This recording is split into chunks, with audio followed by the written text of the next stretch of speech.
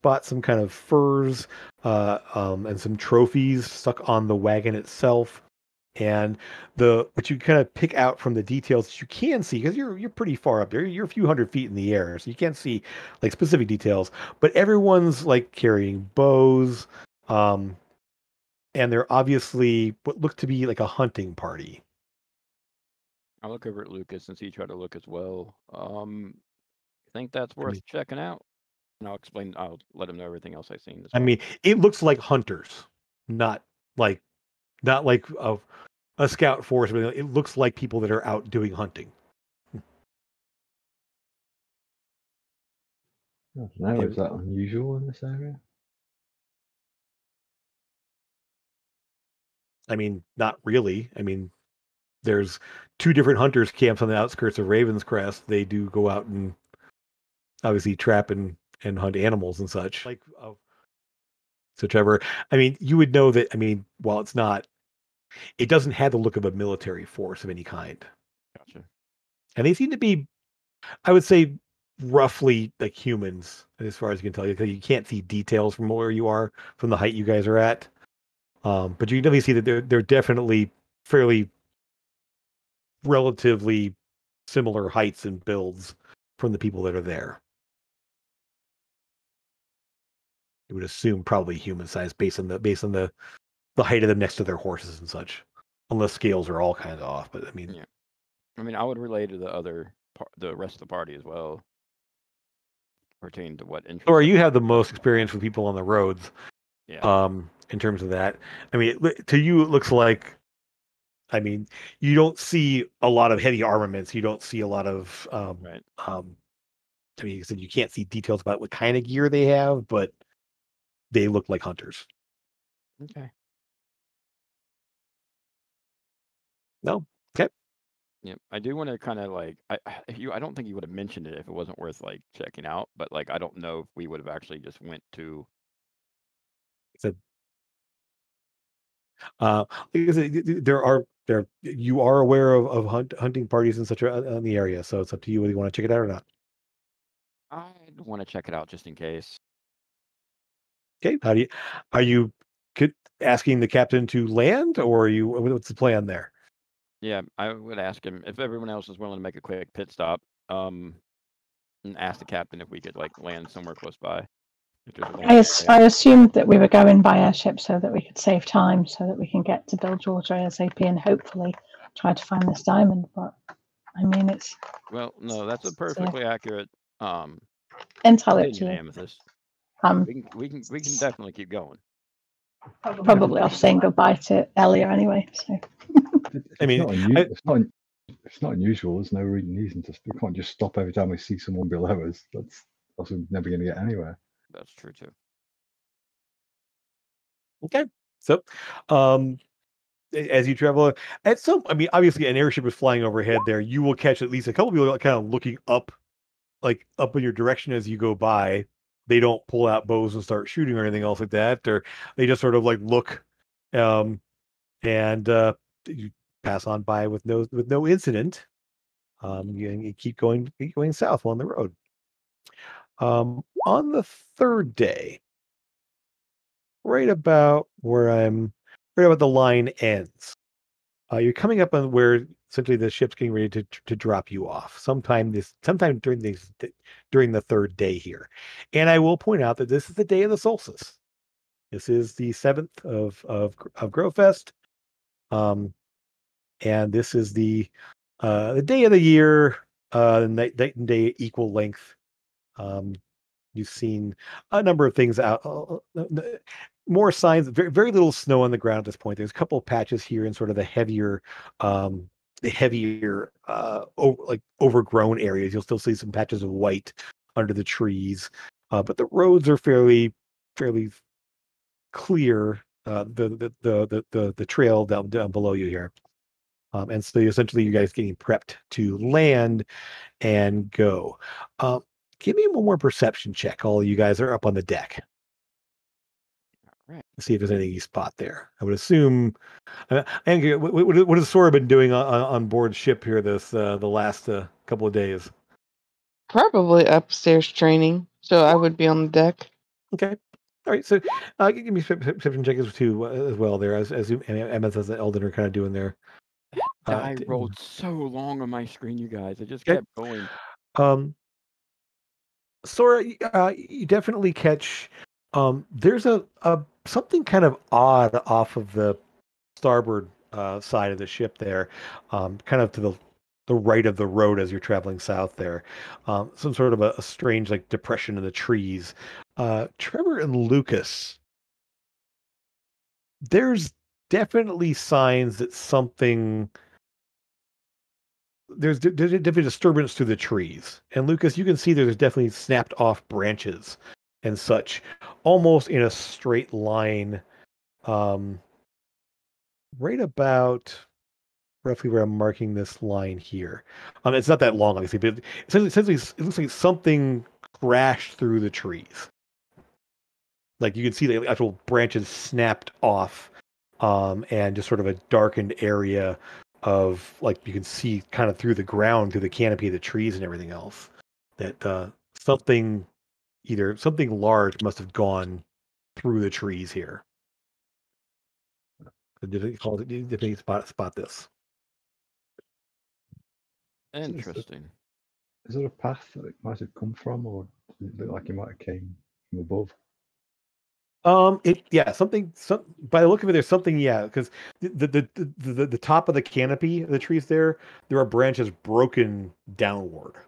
Like something went down through the trees. Can I look down? Let's And look over the ship investigate? there. There's definitely you can see it's like kind of like not what you're looking for it there. It's almost like a line that's like something large went down, snapping off branches and went down to the ground there. You can't see specifically, you don't see anything on the ground. It's fairly dark on the ground where you're going. Right. You can't see No specifically. footprints or anything like that.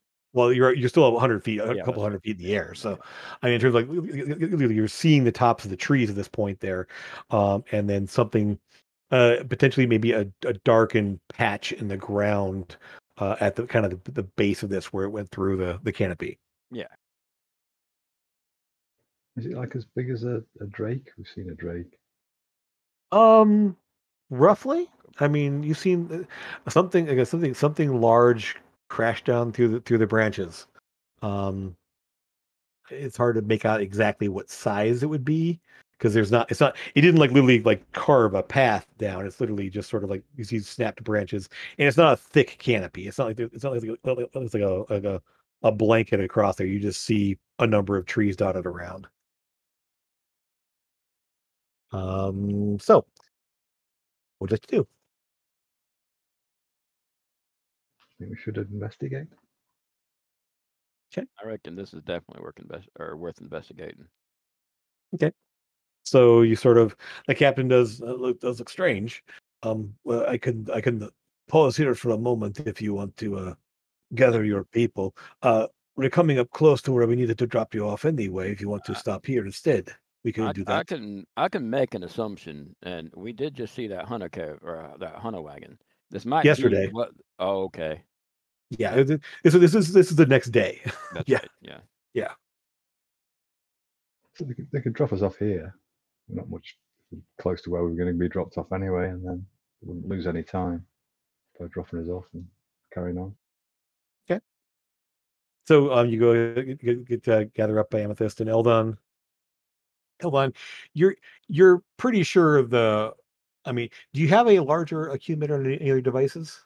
You want to Yeah, swap out? I can. Yeah, I'll swap it Yeah, out. I'm gonna swap out. Actually, my Manatech Gauntlet is what I'll have to get rid of. Okay. Again, you can swap So- out the accumulator and keep the gauntlet. Just want to put the 2 charge in the gauntlet and the 3 charge in the. Yeah, in the boots. Yep. Yeah, that's fine. Okay. So you're kind of finishing that. You're kind of putting the finishing this morning. You're kind of like you're not testing it out specifically, but you're fairly just checking, making sure all the connections are there. Amethyst, yes. Elia sort of again clinging to you as the idea of this is the most time you get to spend together other than the week or so, the couple weeks that he says. So earlier on in the winter.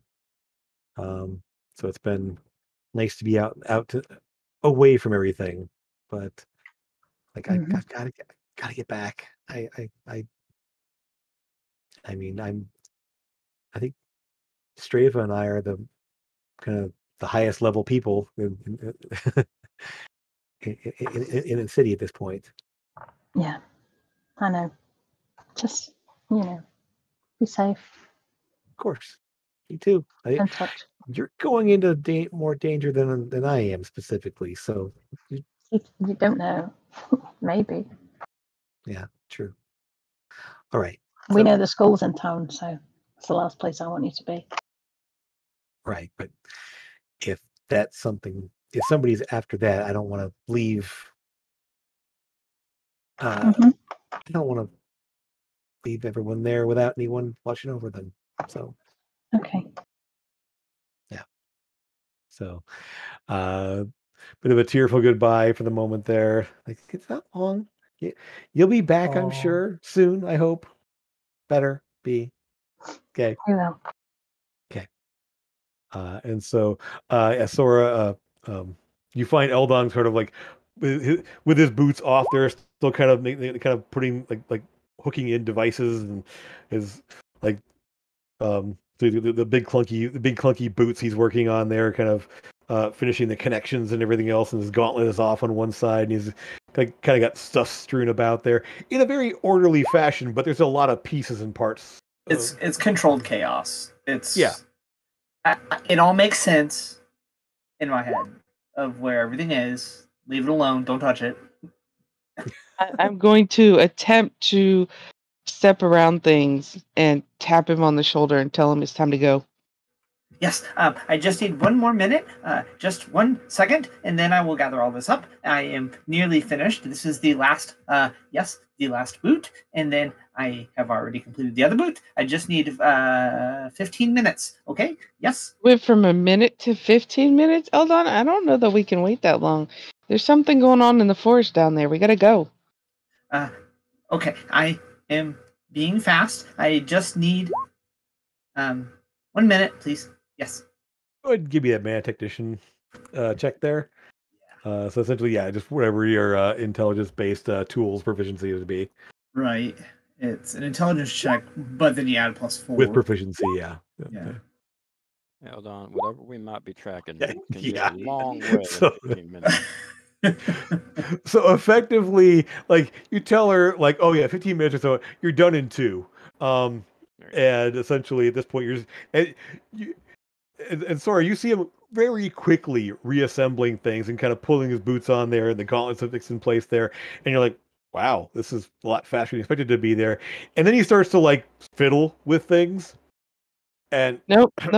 Eldon, come on. I'm gonna start cleaning up his stuff just to aggravate him. No, you don't. No, that's all done stuff. Oh God, I made That'll the- just make him take even longer because he'll need to get it all out Yeah, and now I have tidy it to all fix away. that, dude. No, Miss Sora, please.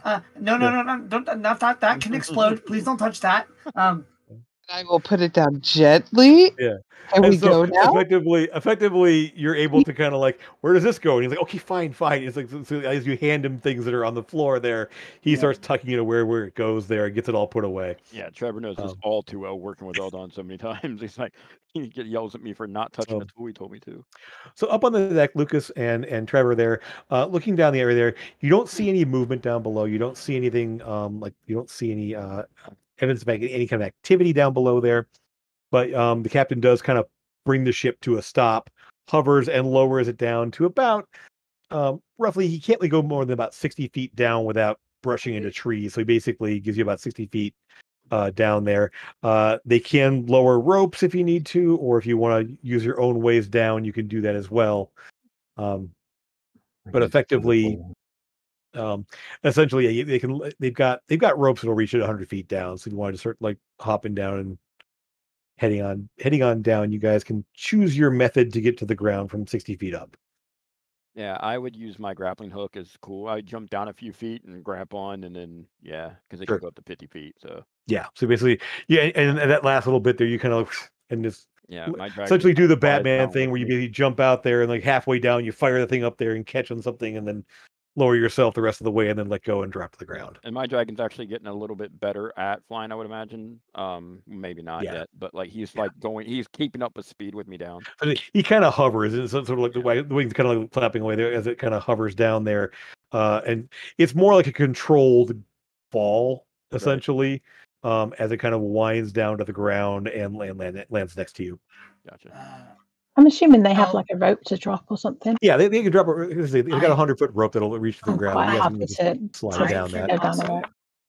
I can also stop us all from falling. If you would, and I'll hand you like this little thing. It's like a little cog with like a little like wing mechanism thing inside of it. It's slow fall. I'm giving you slow fall. Okay. So, Whoever wants to use that, you guys manage to either through the ropes and through your own mechanisms or Eldon are able to get down to the ground there. The ropes are kind of pulled back on up there, and kind of everyone that you guys know up on deck there waving down at you as the ship starts to pull back up away. And you guys are down on the forest floor. It is still daytime, probably around 2 to 3 in the afternoon, as you find yourselves in the forest.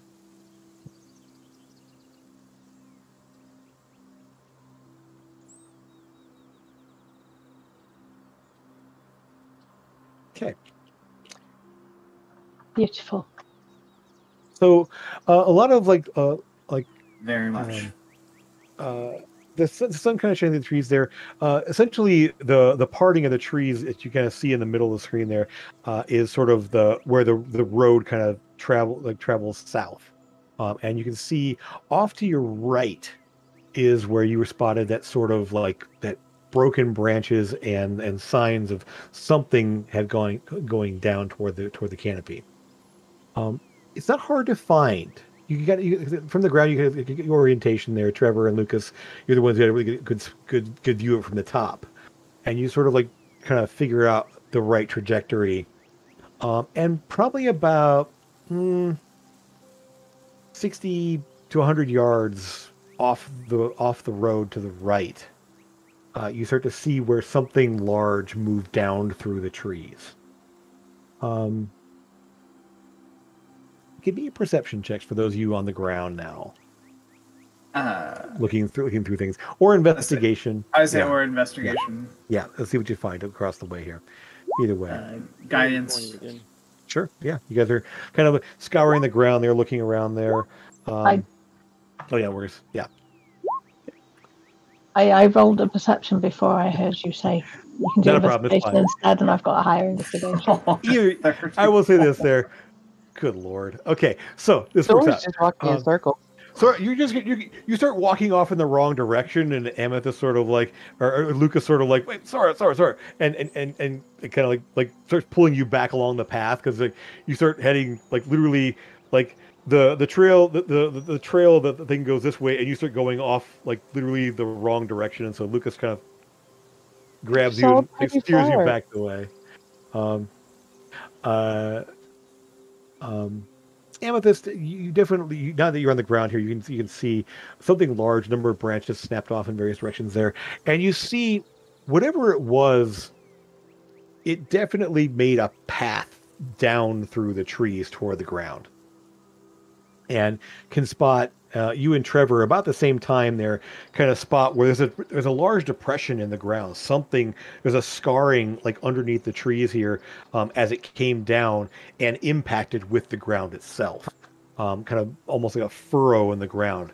It's fairly well worn at this point.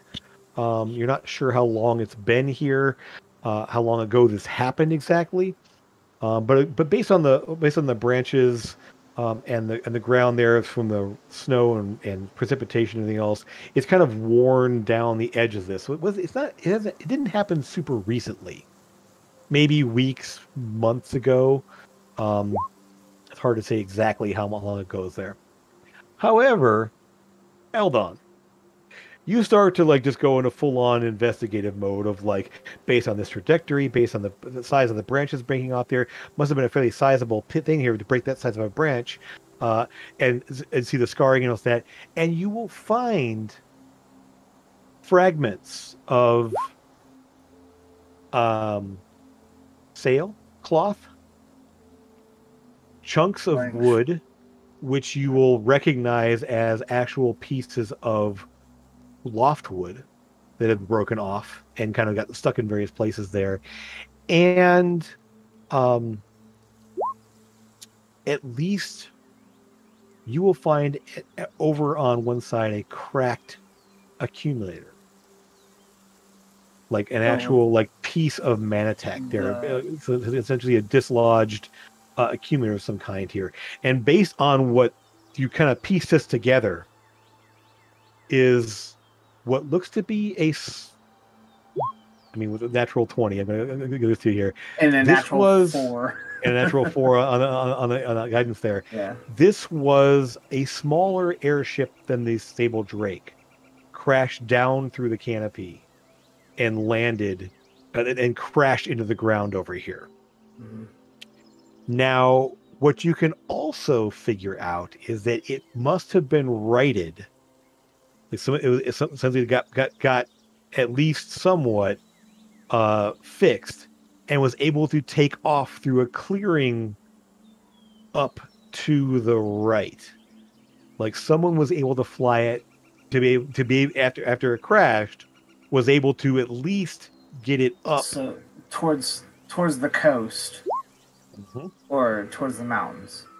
Or actually from this angle here, essentially there was more of a clearing in that direction. So you essentially Yeah. the trees were a little thicker on one side. It was actually able to get up and up through the canopy without really any major damage going back up. Okay. Was it heading towards the coast? Again, it's just it headed toward a clearing in the trees. It was able to accommodate Right. without crashing through branches.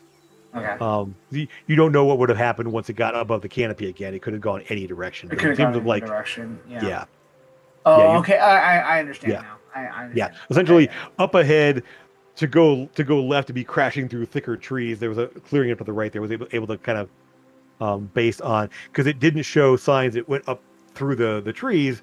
It went up through the clearing ahead there. And so, yeah, based on the furrow that's here, something maybe half the size of the Sable Drake, which is not uncommon for like merchant vessels, like small merchant vessels. And based on that as well, you kind of start piecing it together in your mind here with the map and everything else. This would have been something pretty much on a straight shot between moving from Silverport over in Coppervale straight over to Northport. Like this would be almost on a direct trade route of moving, and direction, and also the direction it came down, it would have been coming from Silverport to Northport. And I'll point those out on the map here for you, just to show you that line here. Silverport is right here. Oh, let me switch over to is right there. Northport is right there. So that's the line it took. You can see pretty much on that straight line. Silverport here. To Northport here. Yep. Exactly. Okay. Yep. And I see our camera's got switched off again there, so want to, when you get a chance to work your magic and reorient ourselves again. I think we lost Trevor's camera. Yep, sorry guys. At least it's not disconnecting me all out again. Yeah, no worries. Yeah. And we had this up there just in case this is happening, so cool. Yeah, so we'll leave it off now, at least for a little bit. Oh, leave it off? Okay. Or, yep. Yeah, just for a little bit there. Maybe after the break, we'll switch it over again. Yep, okay. So, yeah. So this, again, it seems to be coming from there to Northport, at least. Yeah, from Coppervale to Northport. Yep. Yep. Okay. So yeah, that's what you see along the route here. You guys are approximately here. Like I said, right around where this is here. Is about maybe 2 days, day and a half pushing your horses. You do have your steeds all tucked away on your saddle. Your saddle's all tucked away in a bag of holding, Yeah, I'm a bag and of Sora holding. can call on her steed as well. You can probably get there in a day and a half of riding if you push the horses a bit. Kind of don't want to push them. Kind of am like a little terrified at the end of this road, type of thing. Okay. You can scavenge the little bit of manatech that's there. Like I said, Yeah, I it's was gonna essentially say. the cracked. The gemstone intact is somewhat intact there. You do know it's a fairly decent gemstone in terms of because it would be a ship accumulator. So those things are typically enough that with the right components, you can make a 12 charge accumulator from. It'll take some time to put it and some materials to get it configured again, but those things typically hold up to 12 charges.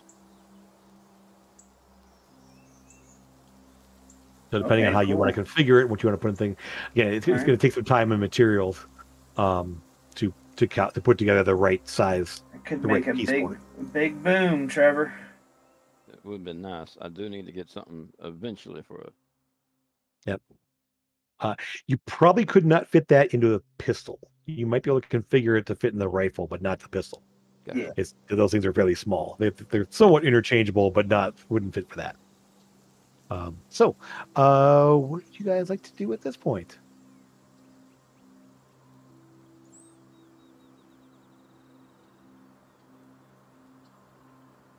What time of day is it? About 3:00. So late afternoon. Or not. Yeah, you still have about 4 hours of daylight left. Might as well head out for 4 hours then. Yep. Okay. Yeah. Go ahead and head out. Okay. So you unhook your retrieve all the saddles that you've got and set down a little bit of apples or feed you have stored away for the summoning, and your mounts reappear. Sora, you can call back your kind of celestial looking horse that you have, bringing them all in place. I got my goat. Mm-hmm. Get my Shetland pony, I guess. Totes my goats. Totes my goats. Okay. No. And you're able to head back sort of roughly southwest at this point there. So in the direction of Bilgewater. Go ahead and give me survival checks. Somebody, whoever wants to give it an attempt at survival to orient yourselves in the right directions. You obviously can move on the road, but there isn't a straight like you kind of went off. You kind of back off the road there. And with this, it's not hard to reorient yourself back to the road and kind of get the right orientation toward Bilgewater.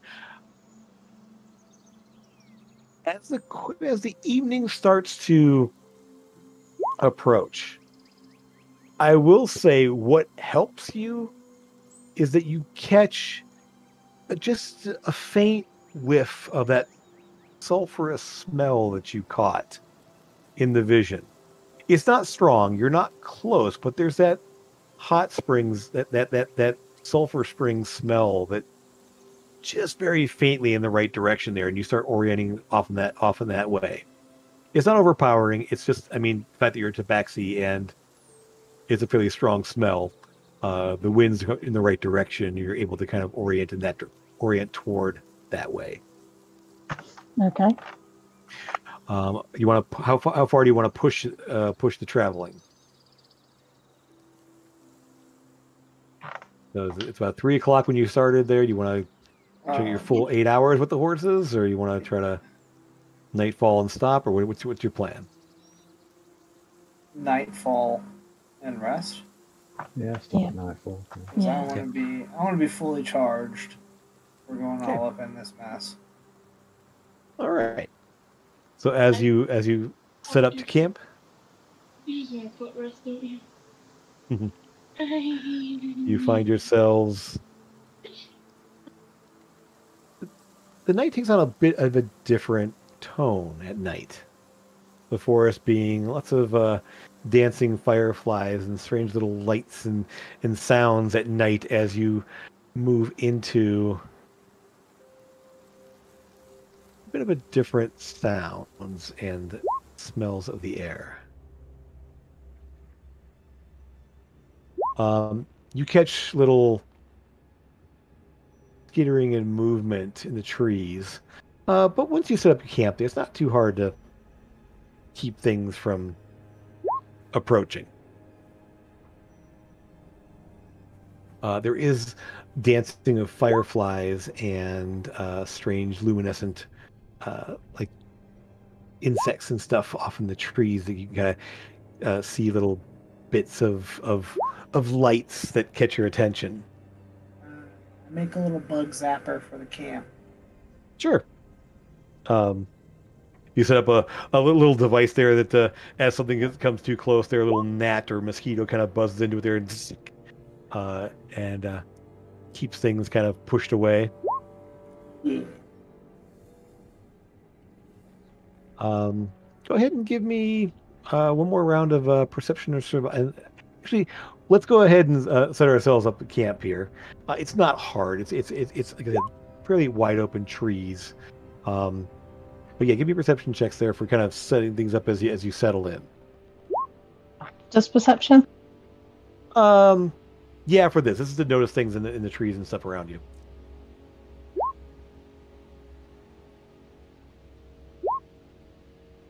All right, guys. Thor still can't do anything. Yep. Sorry, I will say you are reminded a little bit. This is a similar style of trees and forest to your home, on the roads to your home there. So you kind of find yourself looking around like, this looks familiar, but it can't be. I've never been this far north. And so you kind of like distracted a lot by the trees and rock formations around you and everything else, because like it all starts to seem like super familiar, but you know it can't be. Mm-hmm. I'm also going to give up and start pitching the tent. Mm-hmm. Sure. If you find a good spot, a fairly flat spot to set up a tent there, and between you and Eldon setting up kind of setting up little ways of keeping bugs away and everything, you're able to easily kind of set up a place to camp. Trevor and Lucas, you do spot a couple of fairly large spiders kind of out in the trees there, and with a little bit of some tricks that you know with terms of like lights and some magics and stuff like that, some fairly minor sounds and lights and everything else between the two of you can kind of ward them off. They essentially sort of skitter off and further into the trees. Amethyst, you will hear. You definitely catch a little more of the sulfur smell that you're closer there. And you can hear some loud voices from somewhere off through the trees there.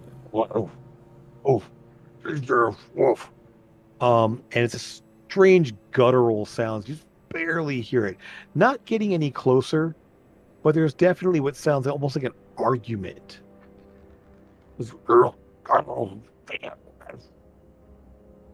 But faintly somewhere off, further off in the direction that you're heading toward.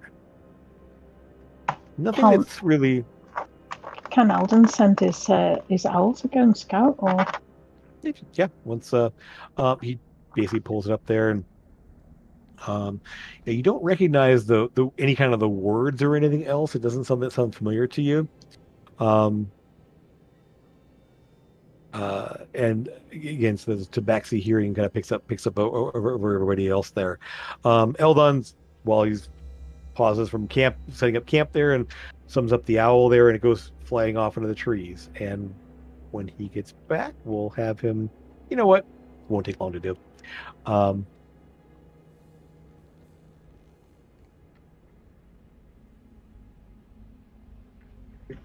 What is that thing with the red lights on it? It's freaking me out. Those are spiders. Are they spiders?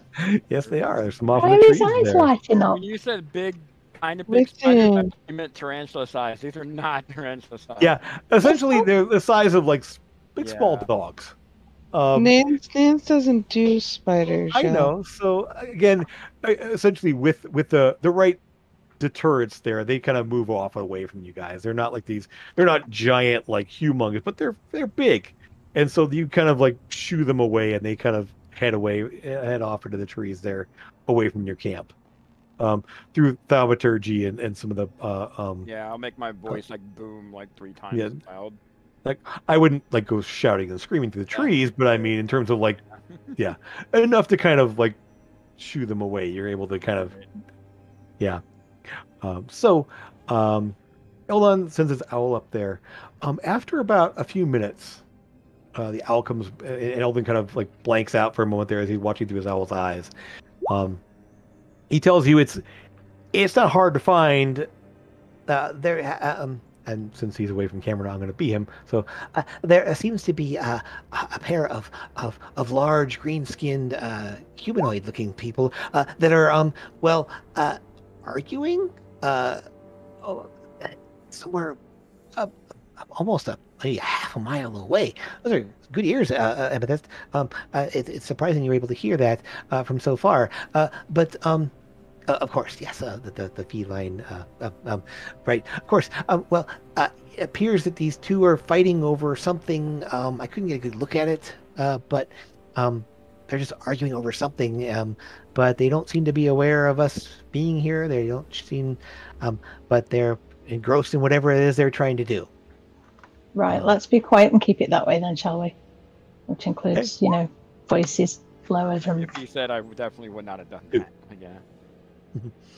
Yes, he says there are two. And so Eldon, your owl goes out and scouts the sound that Amethyst heard there. And go and give me a nature check to see if you recognize. Have you roll something there? I've read a lot of nature. Okay. Those are a pair of trolls that are arguing over something that they killed, obviously. Maybe we not go get involved with those. Yes. As your owl kind of does a little pass around there, back there, they don't seem to be aware. This is about a half a mile away. It's not close, but you're able to essentially quietly set up camp and at least for the evening get set up for everything else.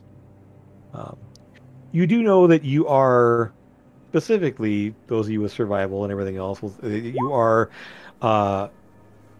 what's the right terminology? Downwind of or upwind from them. So they're nothing that from your campsite would blow in their direction unless the wind changes over the course of the night.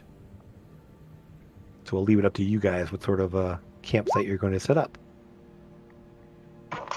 I'm going to bunk with Sora, and then if anybody else wants to use my two-person tent, then they can. Sure. But I think most people are quite happy to sleep under the stars, apparently. Well, as long as it's not like raining or like superbly cold outside or something like that. Yeah, it's spring. The sky is clear. You're able to see kind of there stars. There are spiders that are big enough to eat you, and Well, I'm right by the fire, and the fire I would say is green. By the way, the one that we said. Okay.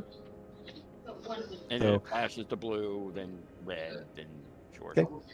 Amethyst, you can feel the dagger clutching there, and so definitely there's no signs of warning coming from your dagger. Okay. You're able to, and again, as you guys all settle down to sleep there, the evening will pass by uneventfully. That's nice. Other than a little sleepless worry potentially from those of you who are worried about spiders and such, but you don't hear any skittering, you don't see any large things. Eldon's bug zapper does its job, and the fire wards anything off from coming any closer. I'm not as worried about spiders as I am about Elia, but yeah. Yes. Yeah. No sign. You're able to send messages. And you will actually probably early next morning, you will get a message from Elia that they've arrived. They actually went ahead and kept traveling and push through the evening, and they've actually arrived at Raven's Crest. Oh, God. I'm glad you're back safe. Getting the gnomes. Oh, I'm in there with you, right? Yeah, but you won't hear it. Yeah, Right, but when you talk back, wouldn't I hear you talking back? I wouldn't talk out loud. Yeah, It's mental. Yeah, It was you do. all mental. Well, you do see sort of Well, Amethyst you. sort of staring off into space at some point. You kind of and express like she doesn't change. She doesn't prevent the expressions on her face when she's thinking and everything else. So you kind of see her kind of blanking out, and then like the smiles and the expressions and everything else as she's communicating. You've seen her do it enough times now that you kind of recognize that she's in mid communication. I will say to you that Ellie and the gnomes have got back safely. And then message her back. Oh, awesome. Just wanted to check in and see how my sister was doing, because apparently she entered the city as we were leaving it. Cool. Well, she'll still be there when we get back. I don't know, supposedly. I believe, and I'll double check this here. She was heading there, wasn't she? Or had she already arrived? You told me that she had arrived after we left. Did. Yes, you did. Gotcha. Okay, cool. I want to make sure because timing of things here, so it'll kind of there's a lot of things happening all simultaneously. I wonder what that is. I don't know. Do you want to do a sending yourself there, Sora? Not right now. I'm gonna hold off a little bit. All right. So the essentially, Trevor, you have the skills for it there. Do you want to be cooking something on the fire in the morning? No, I'm not going to go after spiders because that would just, I mean, like I said, they're not a threat. I mean, they're in big, that but case, they're not. yes, absolutely. Okay. I wouldn't even use my gun because I don't. Oh no, you said the gun doesn't really emit any noise. No, So yeah, I would take a shot at one. Okay. And rip off the legs specifically, and singe off the fur. Well, are they more tarantula, or are they more like a regular spider, like an exoskeleton, or like hairy? Probably a little more hairy like. Okay, I would just singe off the fur anyway in the fire, and then do 8 of them for Yeah. So you guys will wake up, and there's actually something very, very interesting, good smelling cooking on the fire. It would actually taste crab meat as well, by the way. Yeah, That's and so basically you'll see Trevor holding out a leg to anyone who wants one. Yeah, I would make 2 by now. I'll pass, thanks. Okay. Anyone else partaking? Oh yeah, Eldon is totally eaten Underdark spider his whole life growing up. So definitely. Yeah, 100%. Lucas will have some. So are you having some? Lucas is eating some too, Amos. God. Yeah, it's. I mean, it's. Yeah, it's basically barbecued crab. Essentially, what it tastes like there for the most part. There, a little bit more of a tanginess to it than crab, but definitely tastes good. Sora and I'll find a rabbit or something to eat. Sure. Yeah, not a problem. You know. I mean, you have rations as well. I mean, We make these lovely peanut butter and jelly sandwiches. We can eat those.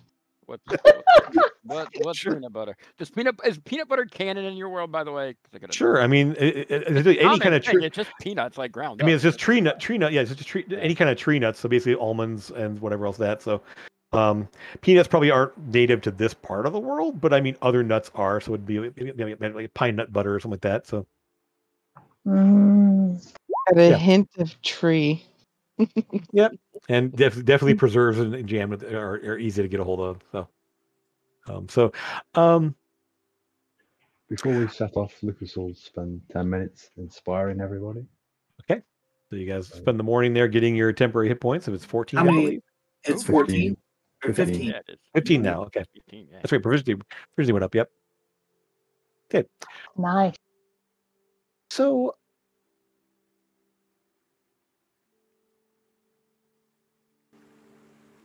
As you awake and move through the trees, kind of get back on the road there's no sign of any trolls nearby. They're definitely off, have wandered off after eating whatever they did, in some other direction. you will see as you move along the trail, the kind of the roughshod road that you're able to follow along with. Ahead of you, you definitely see breaks in the trees. The trees become much more sparse as you move forward, and you all start to pick up that smell, that sulfurous smell of the hot springs in the region here. As you find yourselves moving out into rockier area, much more sparse trees, similar trees, but you start seeing off on the sides actual like steaming pools and such dotted throughout the landscape ahead of you. And again, it's much more sparser in the way of trees. Not a lot of ground cover. There's some strange little flowers starting to bloom along the edges of the pools, and are able to pick your way along up, essentially making a path along there, avoiding the pools for the most part. Anything on the way as you approach this area there? I don't think any of you have ever been to a place similar to this. This is all a new environment for most of you here at this point. The smell's kind of gross, but it's pretty. Are we smelling like rotten egg smell, or are we smelling? Yeah, very much sulfurous. Yeah, I think it's sulfur springs. I mean, it's pretty strong. I mean, it's not like, I mean, depending on how much it bothers you, but it's not enough to make you gag or anything else like that. It's definitely, the smell is in the air all around you. It's definitely going to be heightening my senses because I'm fucking terrified. Yeah. Yeah. Use these as hot tubs, so. Yeah, I mean, essentially, you have heard that people will soak in these waters and everything else too. It's. The last time I smelt this smell, I had Wraith's voice in my head telling me to get out. So I'm a bit, freaked. How'd that go again? Get out. Thanks, Dr. Claw. So, as you pick along the trail here, there isn't really a specific road along the way, but there's definitely places that some wagons have kind of set up a little pathway meandering through and around these pools. Where some horses and foot traffic have moved along here occasionally. As you kind of crest a bit of a hillside, you see a group of people off to the right a ways. Definitely a human, mostly humans by the look of it there. Other than that, maybe potentially even an elf, but all dressed in sort of brown leathers and light armor, as you can see. Just kind of off, maybe about 50 60 yards off to your right. There's a bit of trees. They're kind of at the edge of a tree line at the base of one of the hillsides there. There's actually some thicker trees up on the hills behind them. And they seem to, I mean, I will say this, you spot them before they spot you. They're sort of on the tree line over there. So tell me, about 50, 60 yards away, what do you do?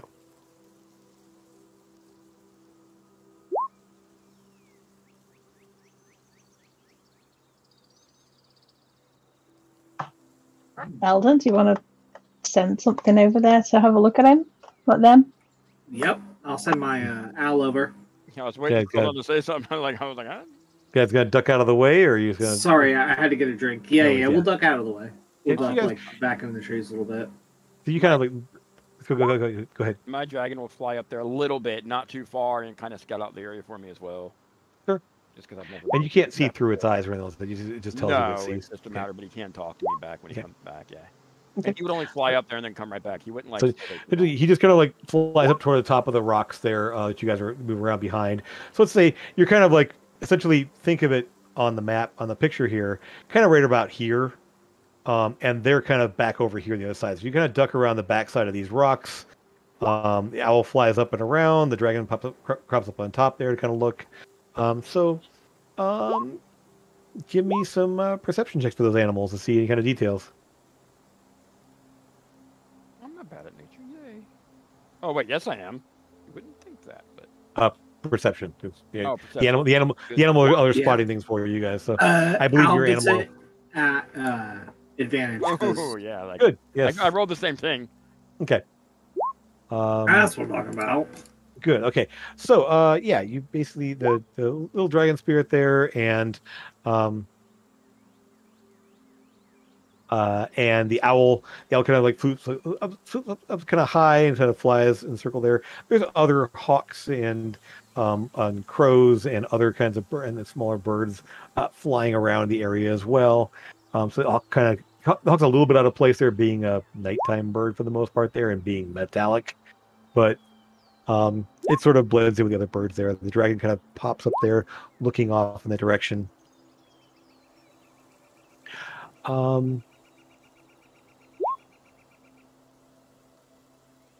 The hawk will spot. There's definitely 4 individuals, both all sort of wearing armor, bows, some sort of side sword, varying sizes and length, and then I would say the dragon from where he's at will definitely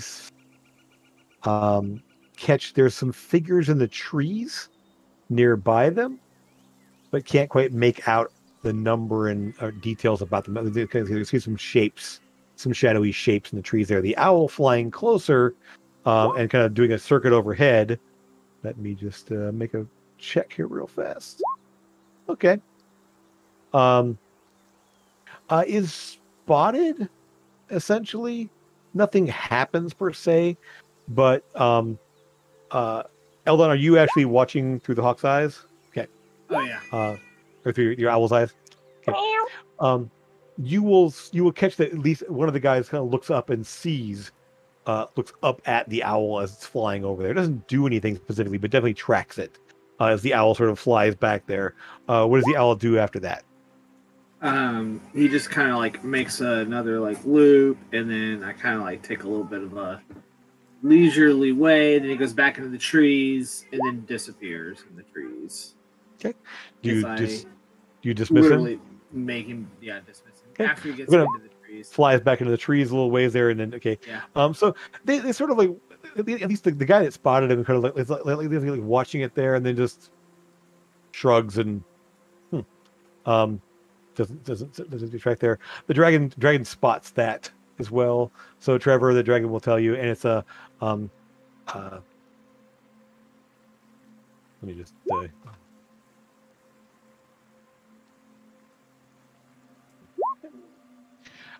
Gezik will this 4 people, and some were in the trees. And the owl, Eldon, you will spot there. There are 6 smaller size figures in the trees. Well, sorry, there are 4 smaller, 2 human sized in the trees. Can't quite make out details specifically about them, other than their hoods up, and they're kind of like obviously being somewhat stealthy.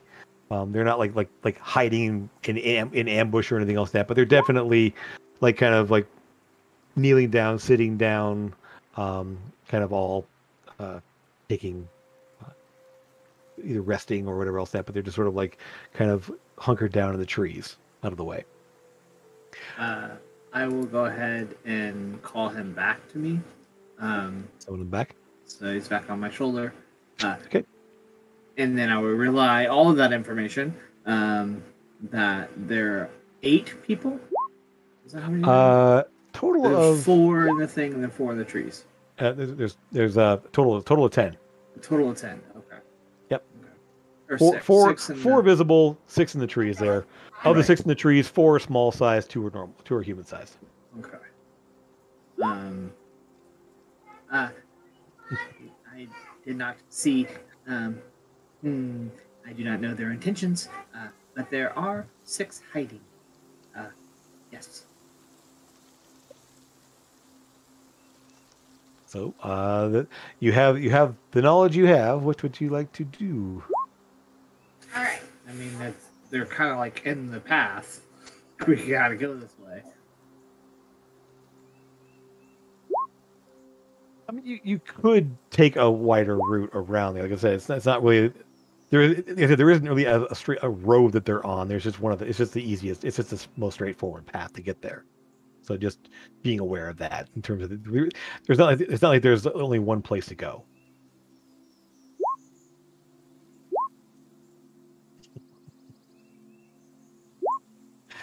So the quiet conversation between Amethyst and Sora and Trevor, hunkered down behind the rocks there. Lucas, what are you up to during all of that?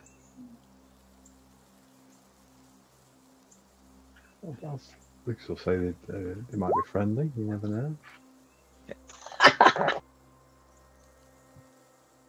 Yeah, okay. Gnomes aren't friendly. They're just owls, right? Well, let's just keep going. Looking for that diamond, right?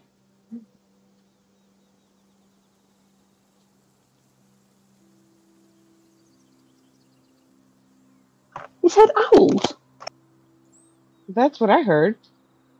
Well, my owl spotted them. Oh, well. They're human-shaped. They're human-shaped. Humans, yeah. There's 10 people ahead. Yeah, there's 10 people. 10 people. 4 on the edge of the trees, and then 6 back inside the trees. Yes. Let's not cast fireballs at them first. Let's attempt to talk to them, I guess. That's a good plan. You wouldn't think Sora would ever be the rational one out of this, but that's not a bad idea. Okay. Yeah. So you step up, make yourself visible, or you want to try to find a different route? What's it going to be? I take my rifle. No. No. I cast Fireball at 8th level. No! God. It just falls apart. Reaching for the wand and the bag there. No! Yeah, you watch as my gauntlet spins around and the wand kind of like comes out of its little sheath on my gauntlet. Shoot. Let's go talk to some people, huh? There might be some cool people that got cool information. Who knows? Yeah, let's go talk to her. Who's our talkie person? Me. Pepper, no. No, not actual physical talkie. I mean, like, got high charisma talkie. That would be our bard. And our sorceress. And our sorceress. Oh, I have a 17 in charisma. I've got a 6. Yeah, they're both at 22 there. So I have a 22 charisma. So as either one of you two, go talk to them, and I'm gonna push Amethyst out there. I think Lucas is probably better. His persuasion and everything is better than mine. I think. Let's go out together and see what reception we get. Okay, so essentially, as you step out, are you, all 5 of you going to step out there and move on the path? Yes. No. I am. Sora's not going to. You're going to stay behind. Or one melee person. Yeah. No. Okay. I think I'm going to change my appearance and be like more human rather than tabaxi. You have the device. I have the hat, you want. Yeah. Okay. So, Amethyst, what do you look like as a human then? What changes do you make? I like ginger hair. I'm going to go with ginger hair. Okay. Maybe some freckles, pigtails. Yeah. You know. Okay. So the hat changes to like a headband or something like that, or like a sun hat or something. Yeah. Okay. Little hat, sundress, and a straw hat or whatever. Just look like a regular human. Okay. So you step out there, sort of. So you see as Amethyst her form, the tabaxi form melts away. The clothing changes to like a sundress and the little sun hat kind of thing like that, and the pigtails come out there. The gear stays roughly the same. I mean, it's still the same items on her belt and everything else and backpack, but the clothing itself changes to something else. Anyone else making any changes? Yeah, I'll make. Yeah, I am. I'll make a studded leather look like a normal set of clothing.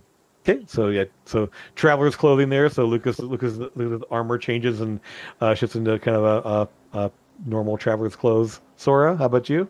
Yeah, I changed. I want to look as human as I possibly can. I know it's not going to be completely perfect, but Spend your whole life around humans. It's not hard for you to do. right. And I want my clothes to look like regular travel's clothes, not this bright plate, shiny, always clean armor. You still have a shield and a hammer, but it's sort of like the clothing at least like shifts and changes into sort of traveler's clothing. Okay, all right. So Eldon and Trevor, anything different for you guys? You're just gonna pick up the rear a little bit. My dragon would be closer, flying over a little bit towards Sora, not far. I believe. Yeah, essentially. Yeah. So basically, it just sort of like the dragon kind of like. Yeah, it sort of like drops to the ground because I don't think it actually does it actually have a fly speed normal right now. Oh. I didn't catch that. I don't think it has once a fly it's speed small, yet. it does, but once it gets bigger, hold on. Yeah, the stat should be there for it, whether it has a fly speed or not. We'll check that for me real fast. Yeah, I'm going right now. Okay. And so Eldon's still just the gnome and all the crazy plate and armor and stuff. Okay, cool. Yeah. All right. I mean, I don't have anything to not be me. It doesn't really have its. I don't see its movement speed or anything. I see its. Is it? Okay, let me just see if I can spot it. Should say in the abilities for the stat block for it. Yeah, I don't have the stat block. It should be there when you look at it. It does not have a flight speed yet. This is your third level, right? Yeah. Yeah, it does not have a flight speed yet. Okay, then it'll still go around there, about 20, 25 yards. If you click on the Drake Companion there, it'll bring up the stat block there. It just says speed 40 feet. Doesn't have a fly speed yet. So, right here. Okay, cool. Yeah. Yep.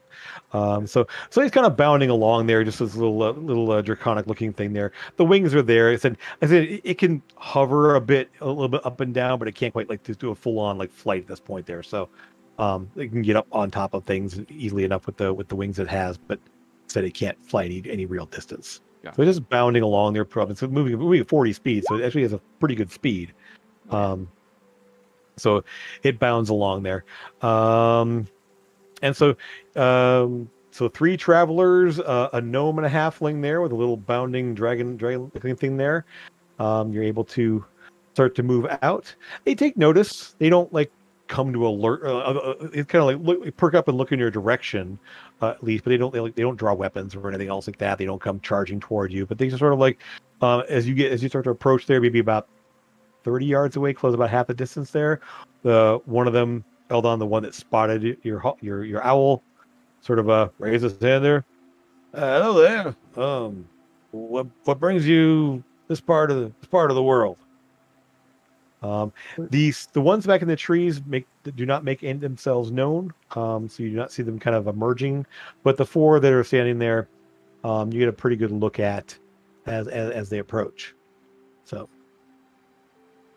yeah, just heading towards Bilgewater. This is the right path, isn't it?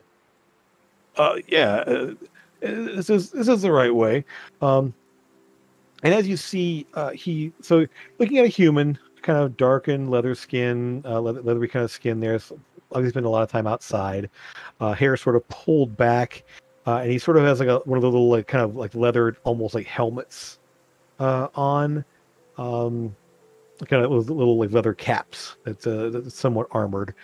He's got pauldrons, like leather pauldrons on there. Kind of darkened, greenish brown for the most part there, as a cloak stretched up behind him. You do see a longbow across his back and a sword on his hip. Trevor, you will spot on the armor there what looks like the Rangers insignia, the Gervon Rangers. Well, me and the lads here, we're just patrolling the area, trying to keep track of anything. There's been some reports of odd things in the region, so we're here just looking around, trying to keep things, keep tabs on things, right? What sort of odd things? Oh, I mean, there's supposedly some sort of. I mean, it kind of looks around here. There's people have been saying there's been goblins in the region. I mean, they're a little bit far north here for goblins to be in the area here, but I've been hearing reports about that for months now. But Goblins? we don't see anything. We haven't seen anything specifically of that sort.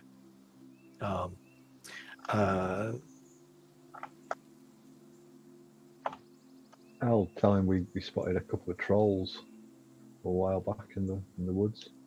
Oh, well, that's good to know. If they get any closer, we'll have to deal with them. I mean, they stay a day or two away from any kind of settlements or off the road. At least we'll deal with them. But for the most part, we just kind of let them do their thing until they become a problem.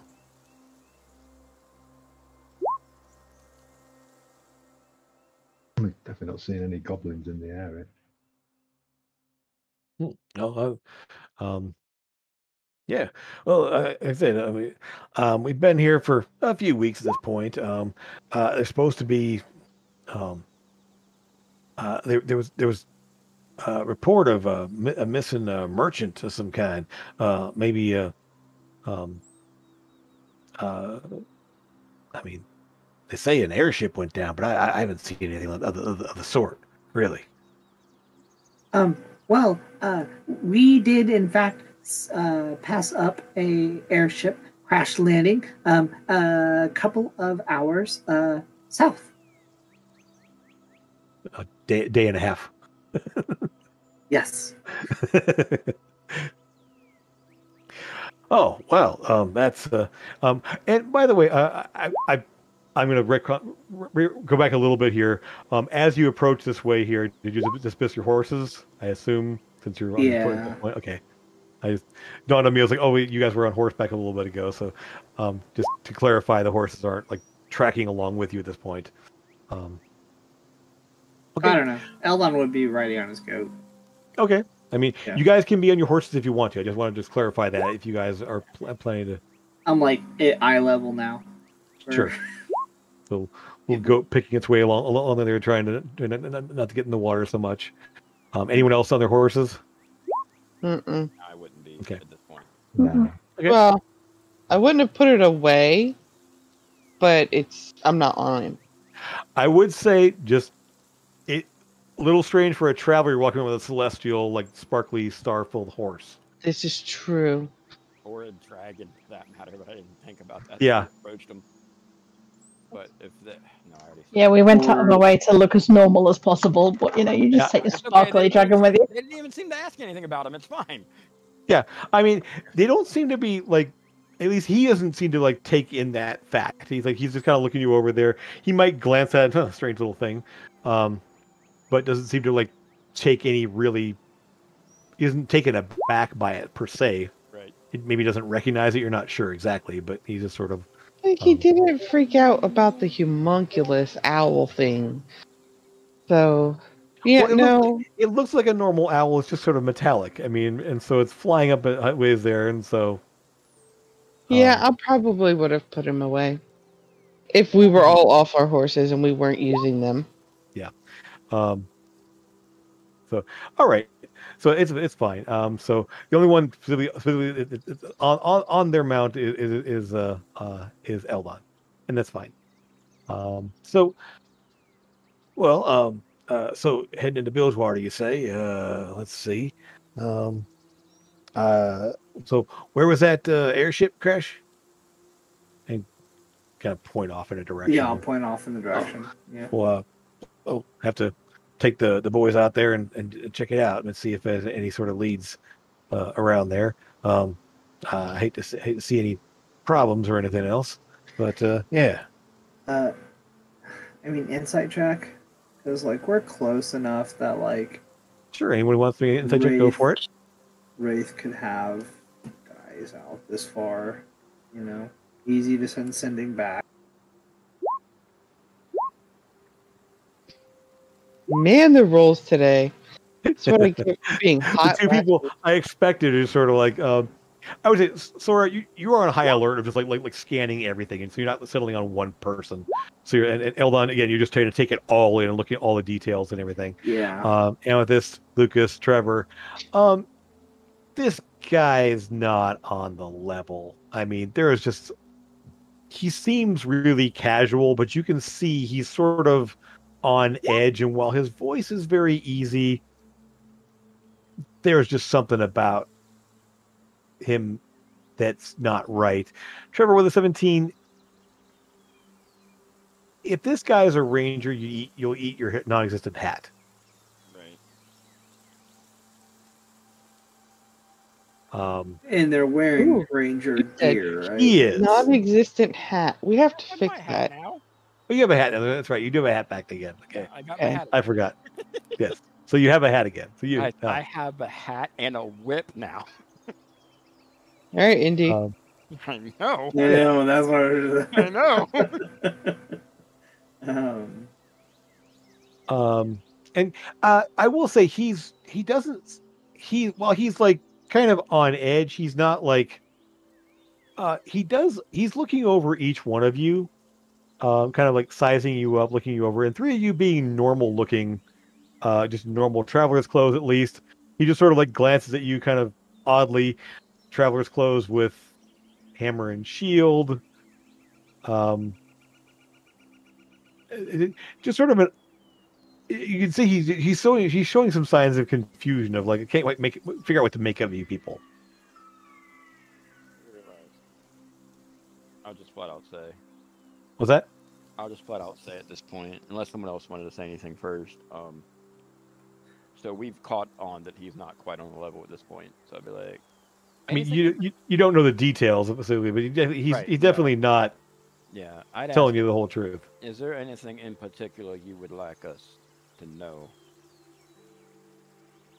Well, I mean, just if you're heading into Bilgewater, make sure stay safe and keep an eye out. I mean, obviously, we're out here doing things, but I mean, it's a small place, and you just gotten you or your friends' names if you don't mind sharing. I'm Trevor myself, Trevor Blackcoat. Oh, right. My name is Belden. My friend here, and he kind of just said like Joe, Bob. I mean, you already made your insight check there. He's just throwing out names, and so his name might be right, but he obviously wasn't like prepared to say the rest of the people's names. So I mean, yeah.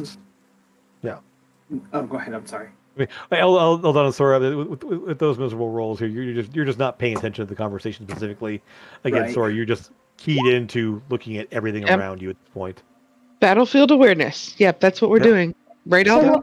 What do the other people look like? Do they look like they're all human? One probably has a bit of elvish features to him. Maybe not full elf, but at least like some elvish descent. Yeah, so the four people that are there. You still don't see any movement for anyone in the trees. Who's ever back in the trees is just staying still. They aren't making any kind of movements or anything else. So the other people that are with him look like they're happy to be with him? Do they look uncomfortable at all, or? It's sort of like that. They're obviously waiting. They had that kind of like, well, what are we doing? I mean, it's sort of like that thing of like, are we doing anything? Or are we just sort of like, they're not grabbing for weapons. They're not. It's sort of that sort of like waiting for a signal, waiting for something to happen. It's hard to say exactly what's going on with them, but they aren't like reaching for weapons and ready to go. But they're just sort of like, what are we doing? What's happening? Just sort of like kind of that clueless mentality of like, we don't know what's happening yet. I'm going to telepathically ask one of them. Is there anything we need to know that he's not telling us. Immediately the eyes go wide, just like looking around, like what the. And he will go for his weapon. He will go for a sword. Like what's that? Like just sort of like looking around like wildly, like what is that? What's going on? And the other ones around like what's going on? You're not in any danger. You're not in any danger. I'm just wondering if there's something else that we should know about. Nobody else can hear you. That's weird. Rolling the dice and it's just sitting there. That's stupid. Oh wow. Okay. He's just we're just we're supposed to be watching for anyone coming in and where are you? What's going on? I would say Amethyst, Sora. I mean, Sora. You kind of like nudge them out in front of you, so you're probably back into her right a little bit. Okay, but like still within the 10-foot radius of me. I assume so. You position yourself where you would. So yeah. Yeah. Okay. He's obviously kind of like at this point just like wide-eyed, and like a guy, one of his buddies, like, what's going on? What's wrong? Kind of thing like that, and the leader sort of at this point, the kind of the calm slips. He's looking like around at you. So who are you people? What? And he's just sort of like looking around, like he's trying to like piece something together. And just passing through, just looking for some relatives of mine. And it's like he's like looking over at the guy who's like obviously the main guy, like obviously panicking, kind of freaking out a little bit there. The leader glances over at him, glances over at you guys, and settles on Eldon and Trevor. And right. I think we might have a bit of a problem here. God, I hope so. Oh, what's that problem? And I need everyone to roll for initiative. Yay! Let me pull up before me pull up through an order first. Yep. Okay. Damn it. Are we just randomly putting our people on there? Let's just put your people on the screen here. Again, this is sort of a just put your people on the screen. Don't roll initiative. You have to have a token on it there first. Dang it. That's a great initiative, though. I know. Instead, wait till the turnover's up. You can change it. You want to roll, you can change it to 24. Put your tokens on the screen there, and I'm going to get everyone else here. So we're just kind of like, so what was it? Set this up here. We're gonna probably take a quick break here, just as I get this set up here. But I'm desperate for a way. I was gonna say I've had to pee for like 2 hours. Yes. Go ahead and get your tokens on there. Get your initiatives on the turn tracker there. While you do that, while you take a quick break here, I'm gonna get things set up here for this little encounter. And when we get back, we should be ready to start rolling some dice. So, okie. Thanks for watching. We come back soon, and let's go ahead and take our quick about 10-minute break or so. Okay.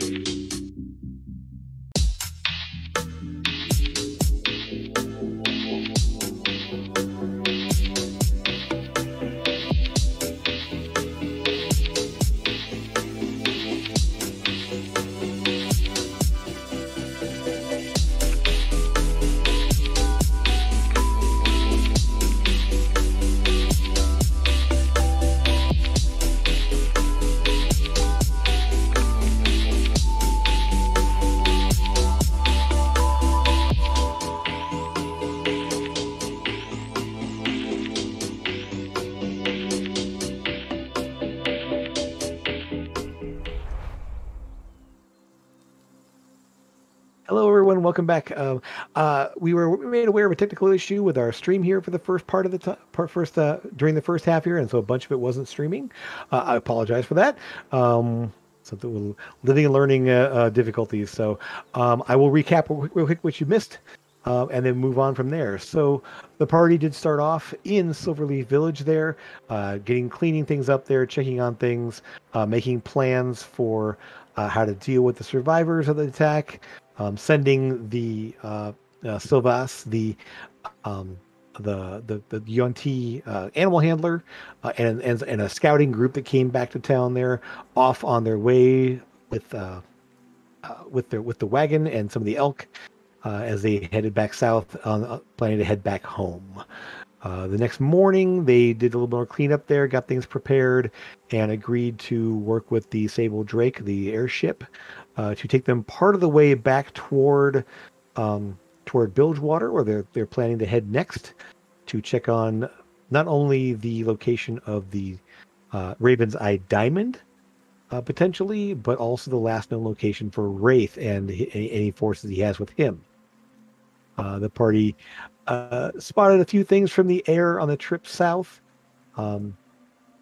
but as they reached the area, specifically a hunting party that they bypassed and left alone, and eventually got to the point where the airship was going to diverge. As they neared that area, they spotted something strange in the trees. What appears to be some sort of a crash, something large crashing down through the trees there. They got off. They got off there and checked around, found what appeared to have been a crash site of an airship. Sometime within the last anywhere weeks to months, but hard to say exactly. But somewhat recently, the party was able to then camp, find their way, avoid encountering some trolls arguing over some food off in the distance, and then made their way into the hot springs area on the outskirts of Bilgewater. There they spotted a party here, and I believe you were probably here for that part of it. So as we went to break,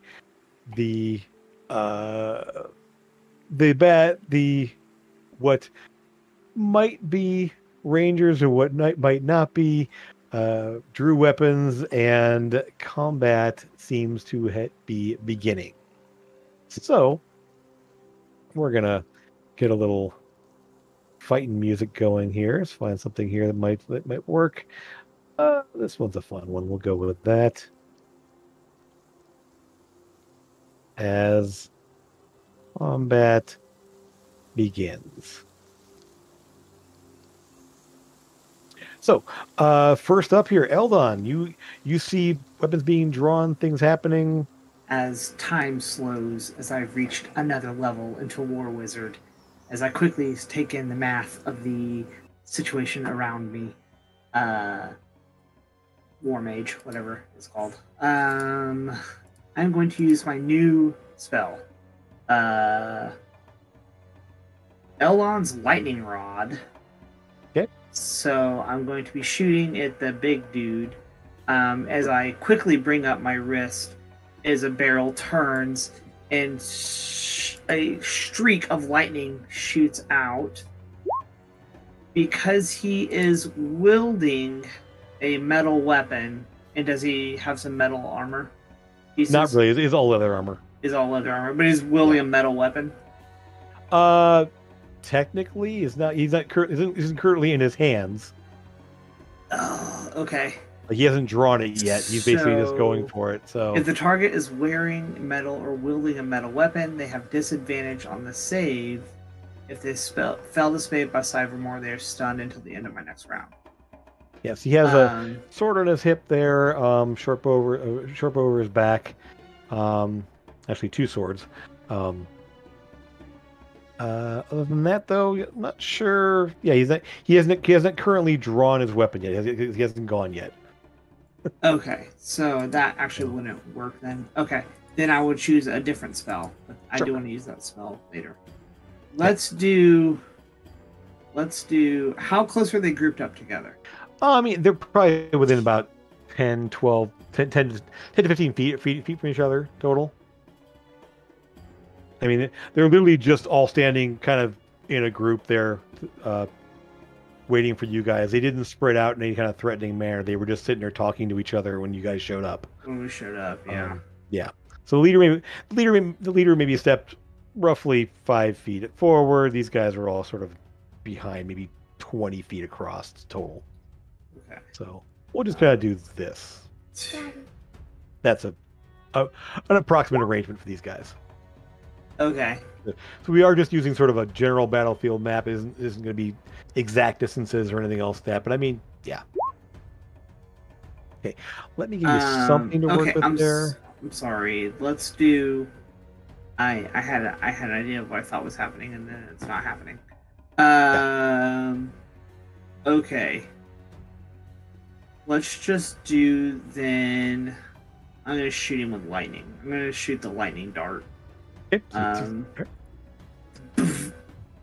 So you just launch it out there. 12 hit him. Wow, I rolled a 2. No, it does not. That does not. Okay. Essentially, he just sort of like ducks as something comes out. He's like, oh, and just kind of jumps back as the dart just kind of zips past his shoulders there. He's a pretty nimble guy. Bonus action then. My homunculus that's on my chest, his little legs will like swing outwards, and then a little force bolt comes from the little center force spike. 1 sec. Oh, that's gonna hit him. Oh yeah.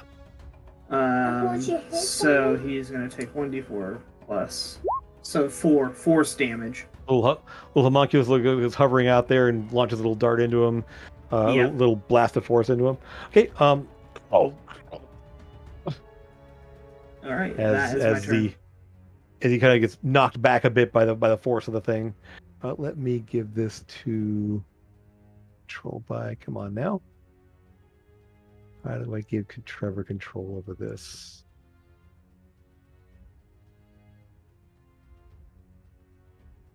You edit the page and put Trevor's name in there. Just did that. So, you should move that little guy around right now. Can you move that little guy? I can, yeah. Okay, cool. That'll do for now. I'll change the picture out there and you put the stats on and everything else. But yeah, it'll be there for now. Okay. Alrighty. So there we go. Lucas, you got a group of guys there in front of you. They are all. The ones back in the trees are probably about 30, 40 feet, maybe 30 feet back from these guys.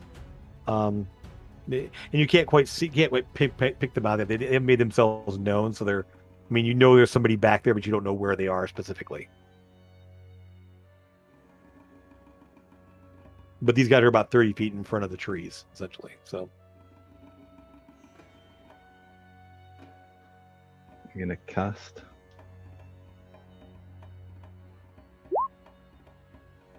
Okay, so you go. So Lucas just goes invisible. I'm going to put you. Where did he go? Just do the little ninja symbol. Poof. Okay.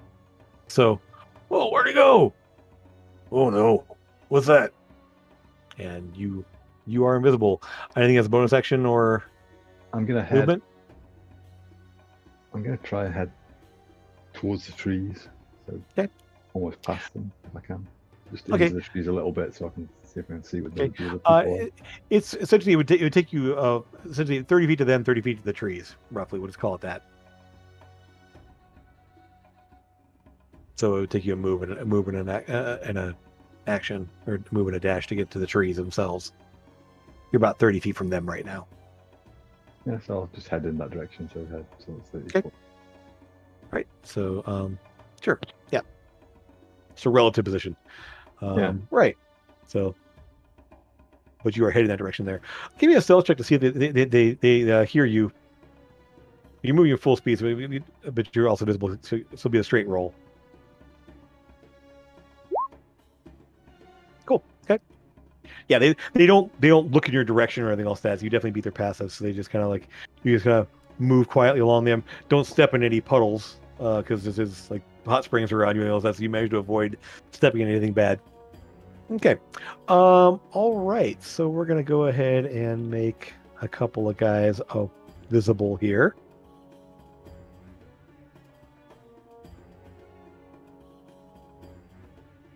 So you will see a pair of guys kind of step to the edge of the trees, just kind of, so again, about 30 feet back. Just need a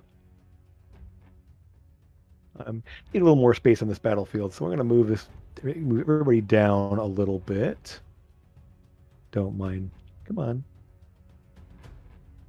Okay, all you guys here. I'm going to move you down roughly there. And then these guys. Lucas, you moved whoa, come on now. Sorry. Lucas, we put you there. And these guys kind of step out to the trees. They're kind of off to your left now. You can kind of see them kind of step to the edge of the trees there. And they're both, these two guys both have bows. Actually, stay where you are relatively. So yeah, I moved everyone down. Yeah. So relative positions at this point there. So no one else has moved here. So I want to get these guys on the map where you can see them. So these two here are going to open up, taking shots at, well, the person that did something so far. They're going to go ahead and shoot at the little gnome who's still sitting on the back of his, as far as I know, still sitting on the back of your goat. Yeah, still on the goat. Okay. So let me open it up here. They both have little short bows. They just take one shot each. Okay. What just happened there? Did anything? There it goes. Ooh, 20 to hit. No. All arcane deflect. Okay. That's a reaction? Right? Yeah, it's reaction. It's arcane deflection, so I add a +2. Okay. And I cannot use a leveled spell. I can only do cantrips. Next turn. Just remember that I have that. I believe that you have to be. Is that something? Within? It's a reaction, and it happens when he's like within 5 feet of me. Right, but it's not a melee attack. It's any attack comes at him. It doesn't specify. Yeah, we're checking that. But I'm not using it on this turn because I'm just saying. This is what I was doing. This is what I was trying. +2. Arcane deflection. Hers just says okay. Roll. So my AC is 22. Yeah, and that's against that attack though. Yeah, it's that attack. Okay, so second one will shoot at you. Oh, there's not a crit there, but it is. So the second shot does come in. I assume you have to roll with disadvantage if you basically deflecting for him. Yep. Okay, I will on that one. So 7 points as an arrow does sink into you. Just kind of like.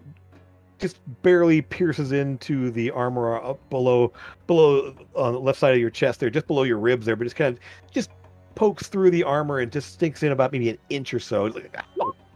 So 7 damage. Ooh, I hit the wrong button. I apologize. Okay. Where did my... Okay. Amethyst, you go right after these guys, and so you see them step out of the trees there. They shoot toward Eldon, one of them actually hitting, one of them barely being deflected off by some sort of arcane energy. Is the guy at the front the one that said that we had a problem? And yeah, he essentially, I've got a problem. He started to reach for his weapon and things happened, and then the two guys from the tree stepped out and shot. So it's one of these like, we got ourselves a problem, and goes to reach for his weapon there, and then Eldon explodes into motion, some arrows fly around, and things are just happening now. I'm gonna cast that on him. Yes, sir. Back away if he doesn't save. Okay, so he's gonna have to save versus. Okay, so your dissonant whisperer starts up there, starts whispering in his ear, causing him to freak out potentially. Oh yeah.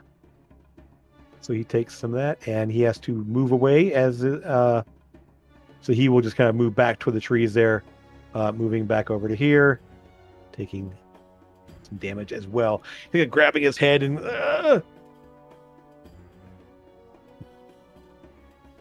And kind of So he's kind of move as far as his speed allows. That's roughly. It's basically moving back to the trees, essentially. So it's the tree line there, kind of next to where these guys are. Anything else for your bonus action or anything? Anything else besides? Or moving or anything else?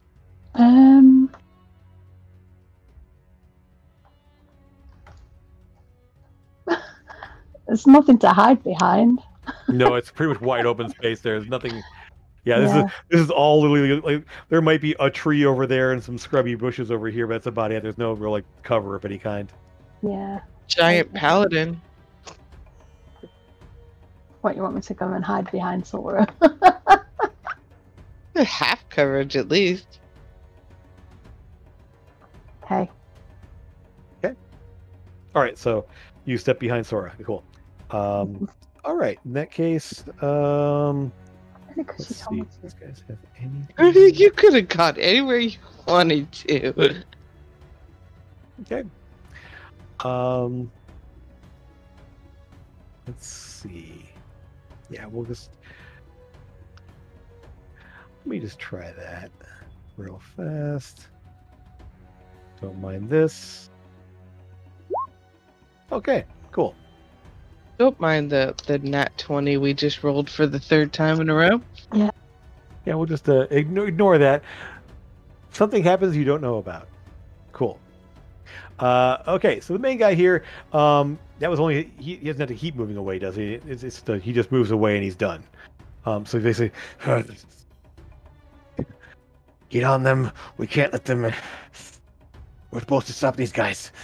I swear. And he will. Why is this keep happening? These guys, like us specifically, or adventures in general? Maybe you don't know. He did seem to show recognition of Eldon when he basically said get him. When I put 2 and 2 together. So he's going to. Yeah, he'll do that. This out here is driving me nuts. Okay, he's going to rush forward, and then dash. Rushing up to here. Eldon, he comes sliding right up to you. While he's drawing out kind of a long, thin sword. And so we're going to go and going to try to stab you. He has disadvantage. Well, she already used her reaction. Just kidding. Yep. That's okay. Does not hit. Already did too. Oh yeah, it doesn't hit anyway. So you didn't get a crit. You got a normal attack as opposed to. Right. Yep. And then he will also attack with the short sword in his offhand. Nope. And essentially, the short sword does kind of scrape across your armor there, just kind of just drawing a line across you there, but doesn't penetrate. It's kind of just kind of skitters off there. And, let's go, boys. Let's get him. One. As that is his action. Let's see here. Quick. Sorry, I was moving things around here so I can see things. All right, Trevor. Yep. This guy has run up and slashed at Eldon I didn't have so far. what I had out, but I would have had my gun and crossbow out, my pistol and crossbow out. Is that fine, or do I have to like? I mean, I did that. You walked up with them in your hands, so right. So yeah. I'm so just going to draw my rifle for now, then. Sure, that's fine. And then I'm going to take a couple of pot shots at this guy right here. Which one right here? I'm not sure. The one right by Eldon to get. Oh, okay. Oh right. Yeah, he's got to roll the herd coming. Don't worry. Okay. So we'll pull it out there. Yeah, I'm looking for the sharpshooter aspect of it. No sharpshooter aspect. That's gone now. Remember? Right, but it's automatic. Oh, okay. So it just automatically rolls with it. That's right. You said that. Yeah, Okay, cool. should just be a normal attack die. You don't need to worry about the plus -5 plus. Yeah. Oh yeah. Oh yeah. So you just the rifle just cracks into him.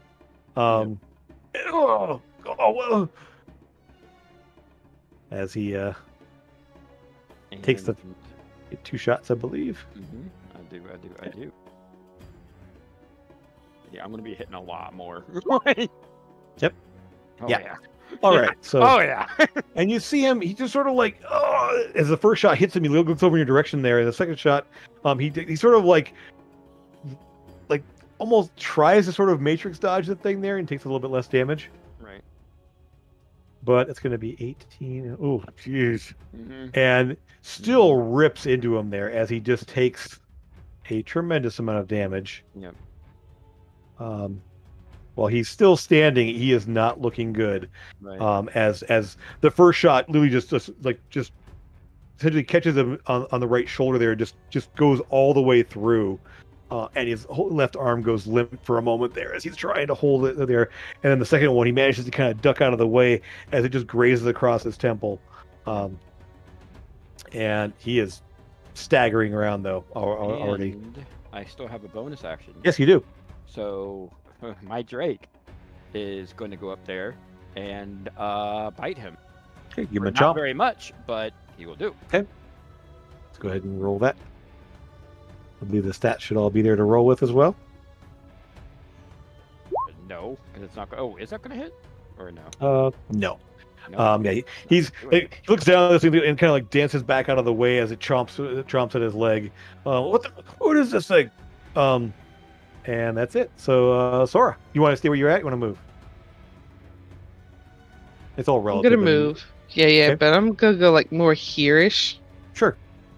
and attack him Okay. and ask him if he's sure he still wants to continue this because it can end now with nobody dying. Intimidation check. You're gonna attack him and knock him unconscious. I will do an intimidation check. Okay. Go ahead. And, I still have a reaction with my pet, correct? if it says you do, yes. Yeah, she's going to roll an extra d6 for that damage. Okay. I'm not It's not damaging. damage. Oh, okay. I'm It's sorry. a- If you yeah. do. Yeah. If He's just like, essentially. Do you roll for the opposite of an intimidation check? I think it's Charisma, isn't it? It's a charisma saving throw, basically. Okay. If he runs, one of us. Okay. He's like, right, okay. He's looking up at you, just bleeding from multiple wounds already, just like, right, okay. And so he essentially he doesn't drop his weapon, but he just sort of like goes, just actually he will drop his rapier in a short sword on the ground and kind of looking up at you like, right. Anything else you're doing? Like he's stopping, but is anybody else stopping? Like, is he in charge of the group? Essentially, is what I was assuming he was. Essentially, he drops there. It's like you glance over to your left there, and they're all still holding their weapons. And in their minds, they outnumber you. Yeah. In their minds. Yeah. I mean, I'll basically just turn and say the same thing, but I can't do another action to make them intimidate on this, though. Okay. Effectively, they just they kind of look at each other. They're like, "Get him!" and they all rush in. Yeah. Bring it. Yep. That was dumb. Yeah. They shouldn't have done that. Of course not. Let's see. So let me pull them up their sheets here. Oh, that was so dumb. They shouldn't have done that. No, they're not smart, but they can do stuff here. Let's see. The first one, yeah. Essentially, he will go ahead. Yeah, there's no real distances, so assume they're No real distances. all in range. Like these guys are about 30 feet back from you. Just so Right. Yeah, roughly.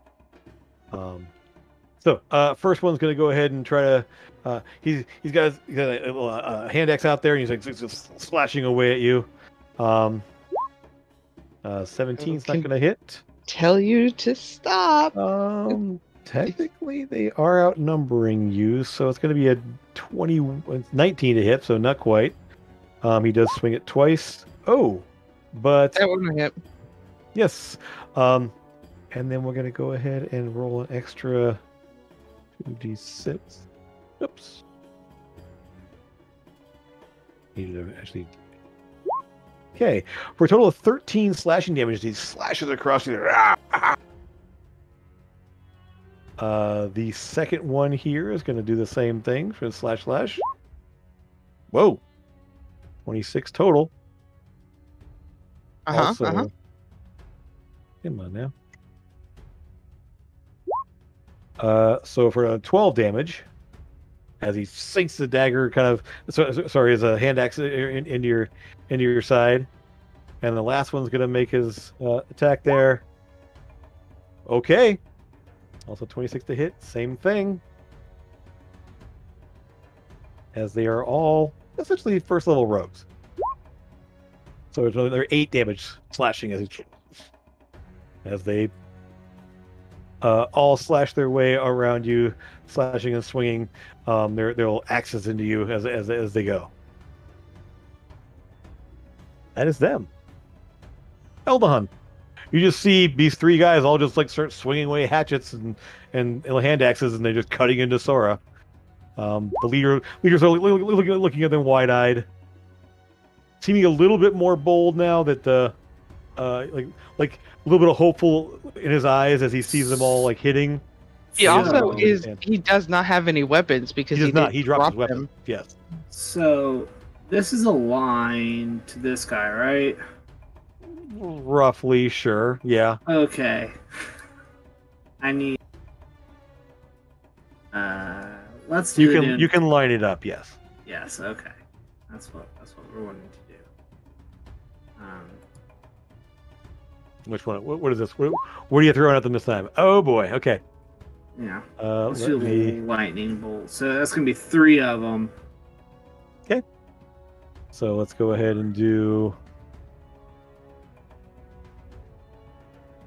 Go. So this will not go well for these guys, I don't think. So we have dex save on the first one there, and right in front of you. Okay. Oh my gosh. The next one in line, 19. Saves. What the crap? And the last one in line back here, different set of stats. Well, actually, same they're all. No. Okay. No. So he just like screams and drops. These first 2 though, they're each taking 12 damage. So.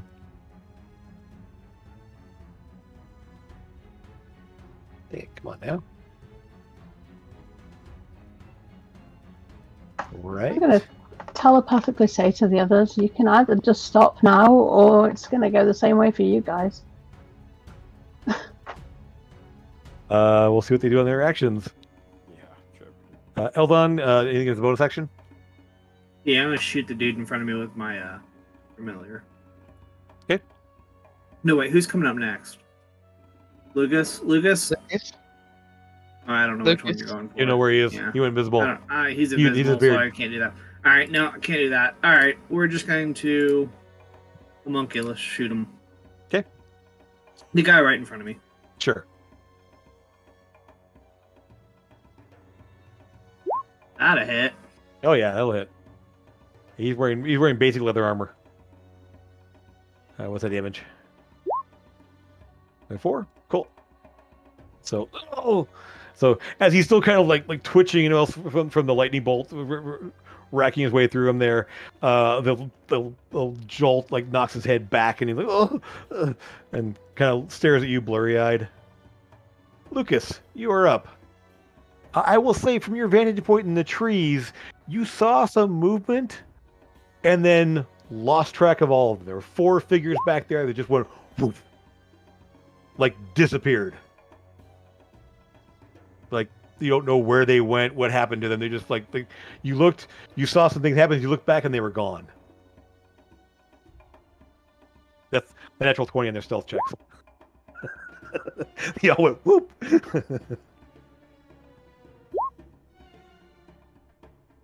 I saw roughly where they were, did I? Roughly, yeah. They're in the trees there, so that general direction there. Oh no. Take my movement to head towards the trees. Sure. Can I see him when I get to the tree line? Like I said, they all made natural 20s in their stealth checks. So you want to try to search for them, you can. But like they literally went. Whoof.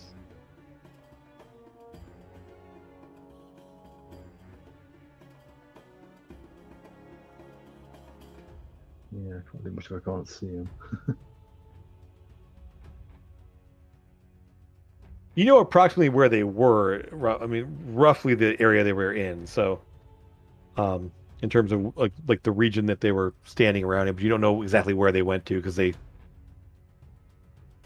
you saw a blur of movement and then lost track of them completely.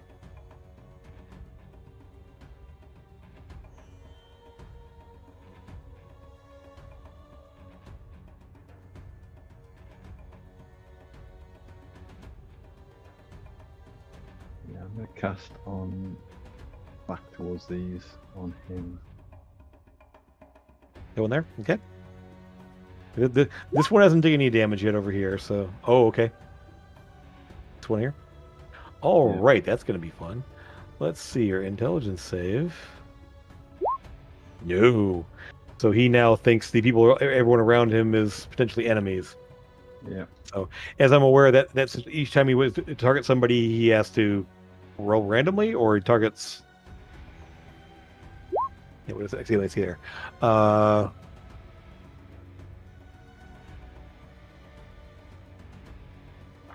It's random. Okay. So random who he attacks.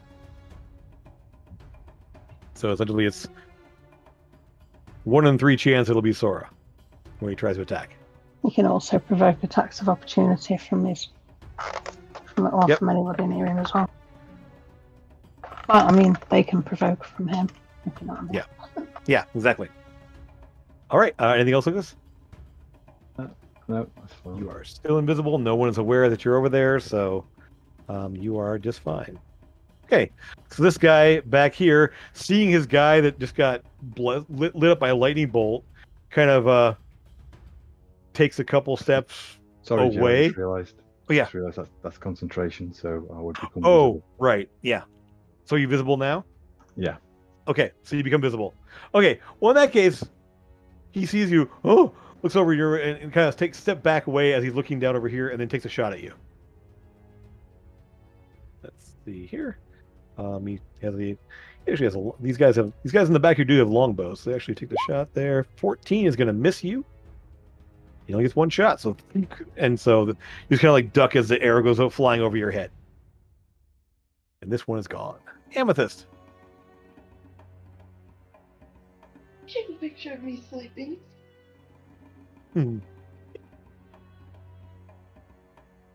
Sorry, I was just looking for others.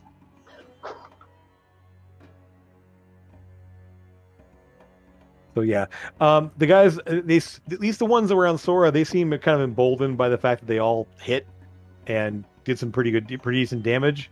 Their leader is still like, he's not like telling them to stop, but he's not grabbing his weapons or anything else. He's like, kind of like somewhat cowering in front of Sora, but.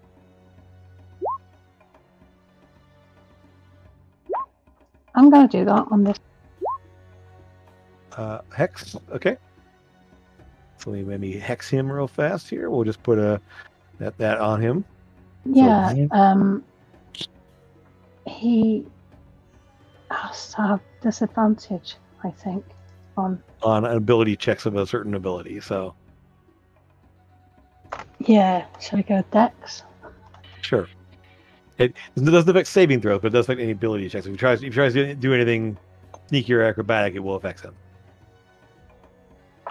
Right. Yeah. Okay. So you hex it. Bonus action to hex, and then you have ability to still cast. Sorry? It's only a bonus action to hex, so you still have your action. You can't cast another leveled spell, but you can cast a cantrip. And you have a ton of them. I do. Secret weapon. Secret weapon. Or like firebolt that does 2d10 damage at this point for you.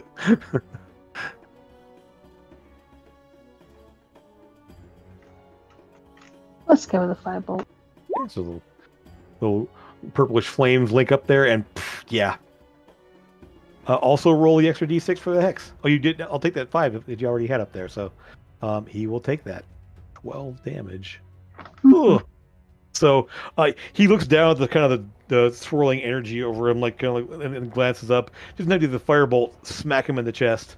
And I told you to quit. And he's looking around, kind of like wild eye, trying to figure out what's going on. And again, anytime you want to stop, just let me know. Just. Oh, this is gonna be so fun. All right, so Lucas, I will just say this: there is an absolute hail of blades that fly out at you from the trees. Just as they come flashing in your direction there. As you're going to be taking, let's see, so it'll be 1, 2, so 7 piercing damage as one of the blades hits you. And actually, it's going to be, it will be, sorry. It will be 12 damage from that one. As one of them comes into them. Is it coming from this guy here next to Sora? Nope, it's coming from the trees. Okay. As you look up and see from behind the trees kind of poking out 4 squat, hooded goblins hucking daggers at you from the trees. Second one, second one here. 1, 2. Nope. Next one. 1. That one will also be for 12 and total of 16 from that third goblin. Because they have Fury of the Small, so they're adding 5 to one of their attacks. And the last one. They do not have advantage. Oh, sorry. They do have advantage because they are hidden while they do this. So that will be another 10 more damage from that last one.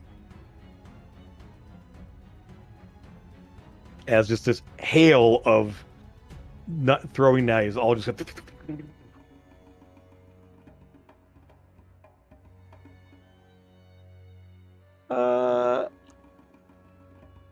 then they all scatter and hide, because they can hide as a bonus action. So we're gonna go ahead and roll their. I'll do ones. Well, yeah. Might as well flip the coin on that one.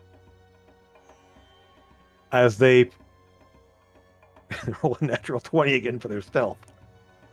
And so they literally just, you see this blur of motion as they up and into the trees and scatter everywhere as you just like see all 4 of them like just kind of like dart behind there. Now you know the region they're in. I will say this. They are all sort of in the same places, but you can't see any of them specifically. They are all hidden. But I'll give this to you. You know they're all in this grouping in the trees. So, how many hit me? It was a total of, let's see. Let me just double check this real fast here. So 1, 2, 3, 4. Four daggers hit you specifically. No, never mind. So the concentration spell goes the first one. Oh, okay. So enemies bound gone. Okay. All right. So no more enemies bound on this guy here. Fine. He is. He looks around, seeing what's happening here, and he's. Don't you do it.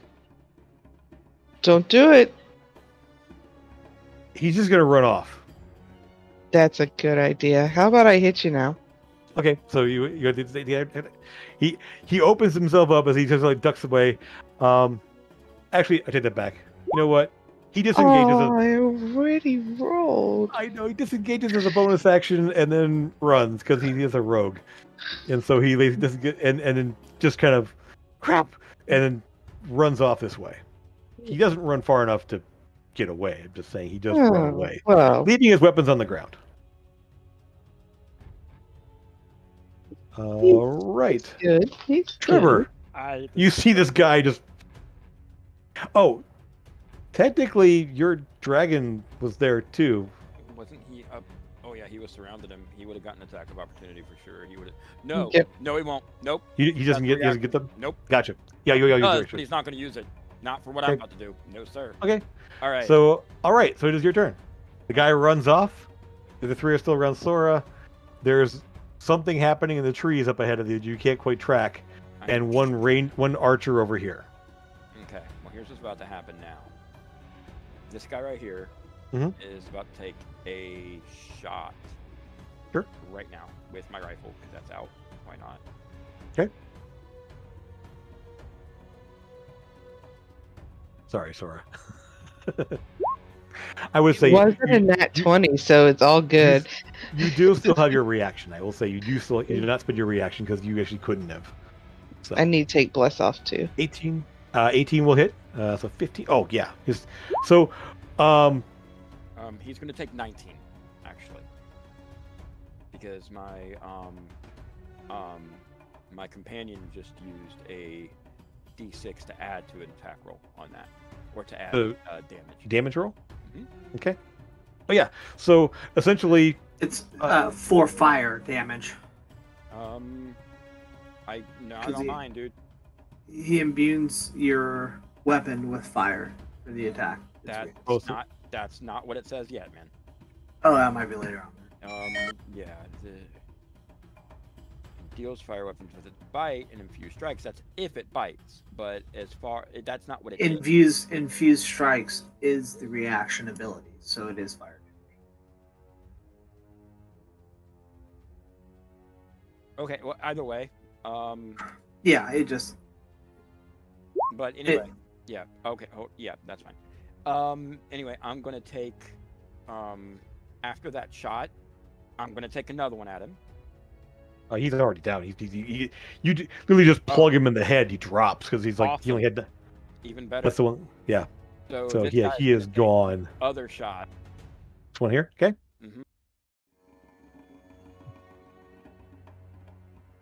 Yep. So yeah, essentially, Sora, the bullet comes whizzing past you, just like, and just plugs this guy in the head, and he just kind of just crumbles into a heap and falls back. I rolled a 19, but it's taking forever to hit. And as I do that, I did tell them to stop, Trevor. They didn't listen. Okay. As I do that, I'm going to. Is he still up, by the way? Yeah, he's still up. Okay. I'm gonna put my hat down. I'm gonna hunker down on one knee, and I'm gonna blast my rifle up into the air.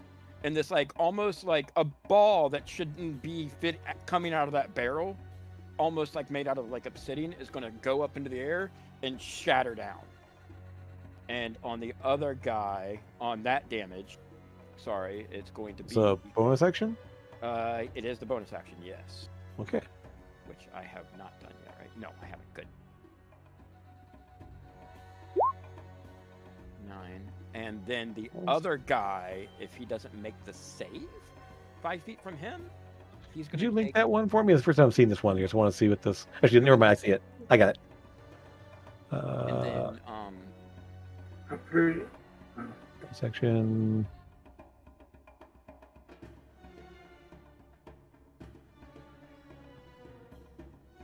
And each creature within 5 feet. Will take. Yeah, it's Sora. Including Sora. Okay, Sora. Oh, yeah, dex save. No. Yep. Okay. Yep. Sorry. Yeah. I can't do dex saves. No, wait, I thought it said only one, not each. It says it is a normal fit attack. The target and each creature within 5 feet makes it dex save. I made a 19. I'm good. I rolled a 19. It's still cool. All right. It's still going to be Yep. so 9 damage. You'll take 4 piercing damage there, Sora. I'll be yelling at As you do Sora. get hit by Sorry, shrapnel. Sora! Shrapnel. But he will take that. So he. Oh, so they're each making dex saves as well. Let me make their dex save real fast. There we are. Dex save. Boop. And boop. Okay, so this guy's only taking 4.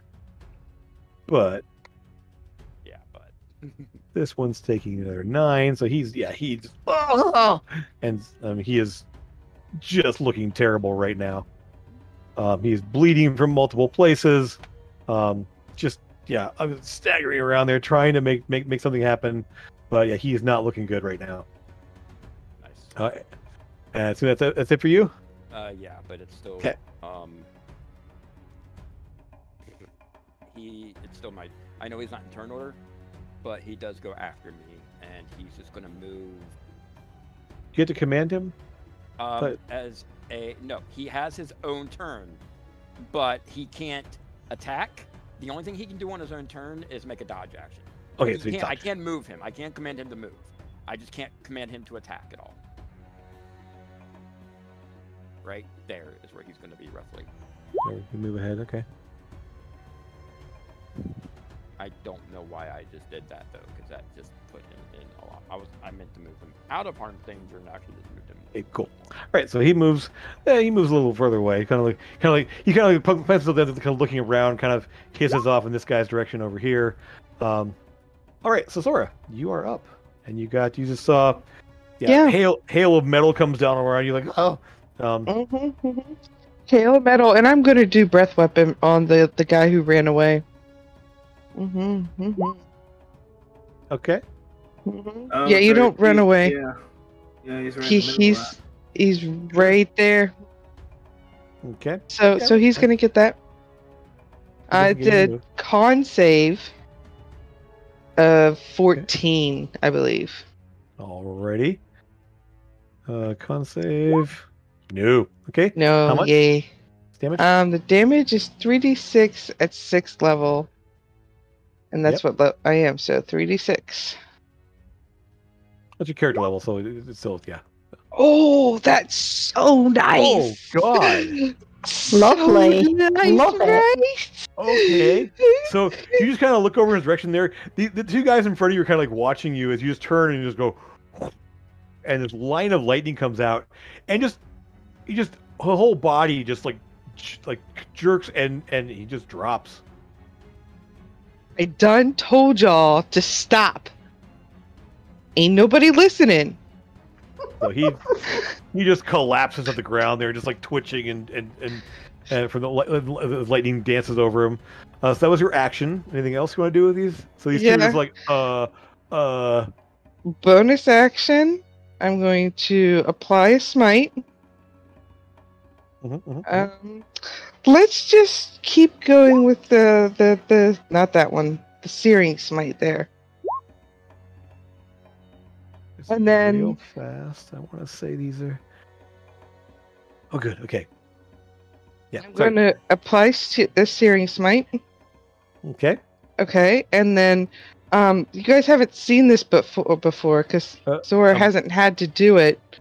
So is it Shield of Faith or Searing Smite? That's what I'm saying both. Searing Smite. I did not mean to do Shield of Faith. Sorry, I missed that. Yeah. Yeah, and then I'm gonna do Action Surge, and I'm gonna hit them. Okay.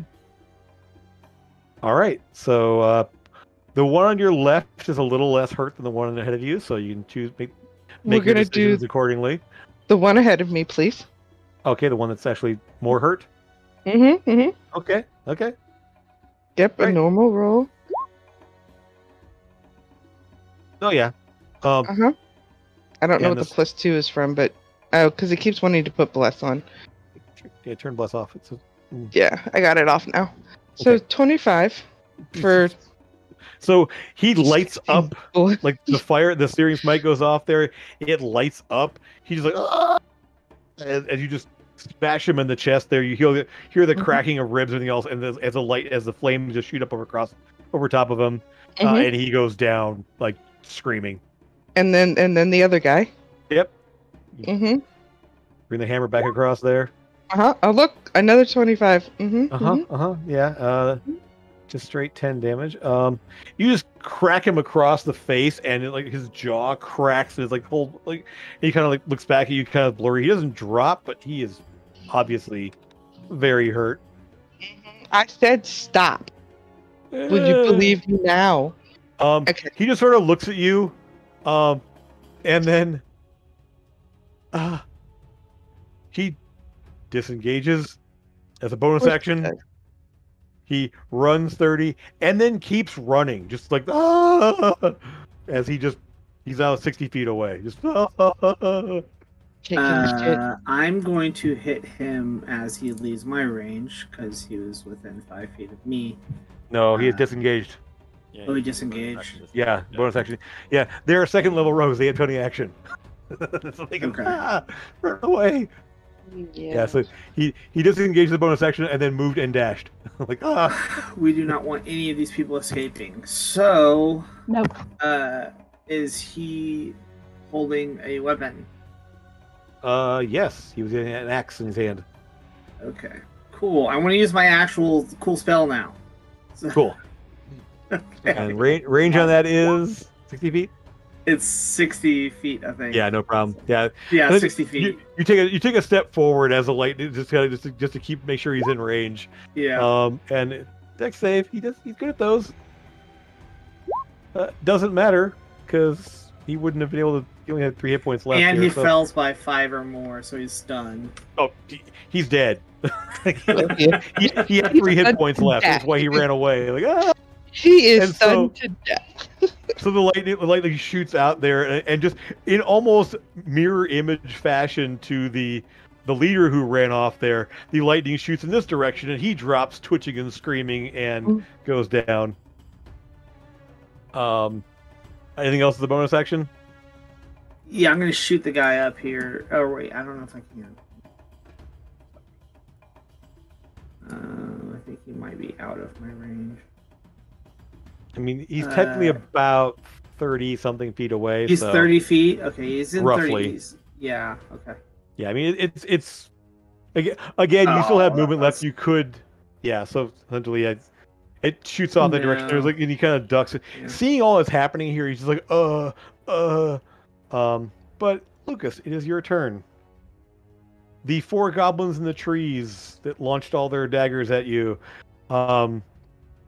they are still there somewhere, all hiding and being all ninja-like, because they are ninjas, basically. Without sneak attack. I can't really take that many hits again, so I'm going to cast invisibility, or greater invisibility. Okay. So you wink out. Okay. Yep. All right, so you disappear again, and you want to move?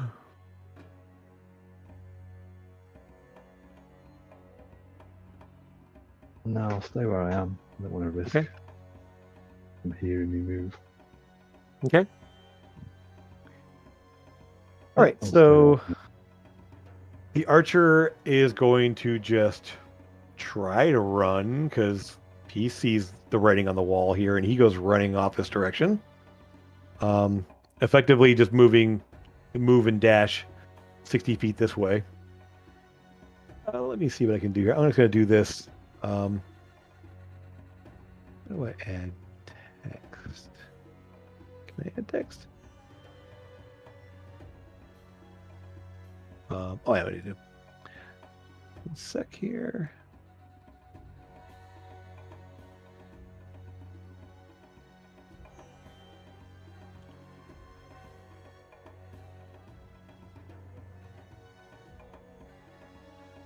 Yeah, so basically he has run 30 feet more in this direction, so essentially off the map roughly. So actually I'm gonna make this plus 30 feet.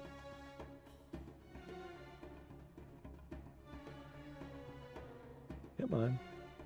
There we go. Cool. All right. That's him. Amethyst. You saw that archer kind of run off that way. You've seen people kind of scattering and getting blasted and shot and messed up. You can see the archer running. He's not really getting farther away. I mean, he's running kind of like he should have turned and run into the trees, but obviously he ran the wrong direction because he panicked. He's roughly 90 feet away from you.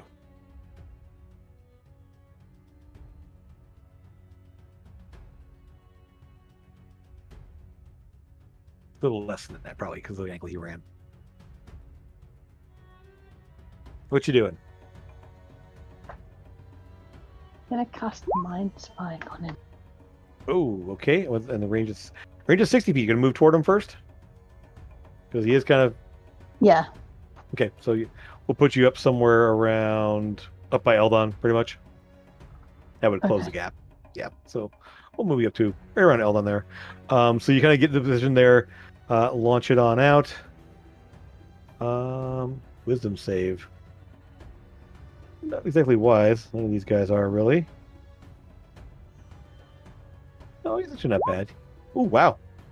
So half damage? Yeah. And then I don't know where he is, which is what I wanted to cast it on him for. Never mind. Okay. So the purplish spike goes flying out there and kind of and doesn't latch into him, but he sort of like staggers a bit from where it hits him. Anything as a bonus action?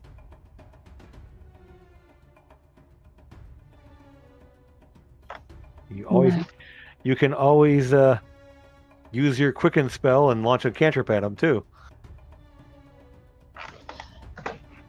I'm okay. I like saving my sorcery points for casting spells. I can cast the psionic spells using sorcery points. Okay. Instead of a spell slot. Cool. Alrighty, that's it then. Lucas.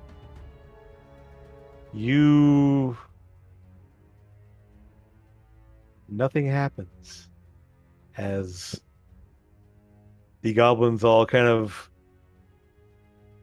decide their target, the one that they just dropped all their knives into, disappeared, and they're gonna go ahead and bonus action. Let's see here. They can.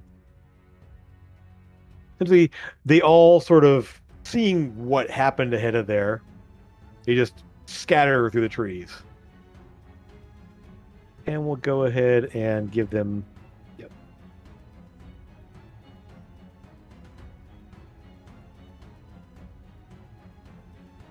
Okay. Okay. 1 sec here. There we are. Nope, not them. Them. Okay. So you see a blur of movement as they all sort of scatter in different directions, further into the trees, back up into the way there. They're all going to go ahead and make a stealth check. Not so much this time there. You, I believe, yes, you're passive. They do not beat your passive. So you can see where they move to. They obviously move further back into the trees. They do spread out quite significantly. They're not in a cluster anymore. They all sort of scatter in different points in the trees there, sliding into spaces, into hiding spaces there, but you can kind of track where they are.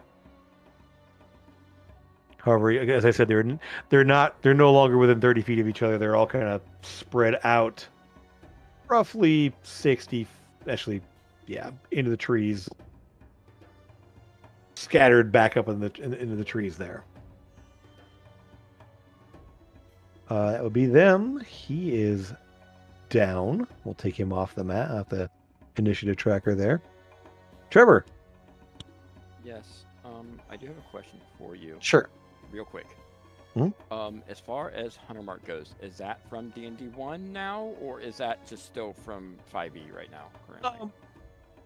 For right now, yeah. We'll just kind of still with how it's been, right? Okay, yeah. It yeah, doesn't just much now because I can still get to him. I think I can still see him, right? This guy here? Yeah, the range. Yes. Archer. Yeah, I'm gonna cast Hunter's Mark on him. What's the range on it? It's in range. If I can see them, I can cast it. No, it's like 90 feet range. It It's says 90. right there. It's 90 Oh. feet. Yeah. If you move up to where if you move up to about where Oh, Eldon 90 feet. and Sora, Yeah, I'll it says move 90 forward feet. then. Yeah. So I'll move. yeah, put yourself right about there. He's in roughly in range at that point. So yeah. Okay, I'll go, So you hunters mark him there. Yep. Yeah, that's fine. And then as that happens, I'm gonna take one shot, thinking that's all I'm gonna need. Hopefully. Okay. I think you have 2 more shots in your rifle, I believe. You took 4 so far. Yes. Okay, yeah.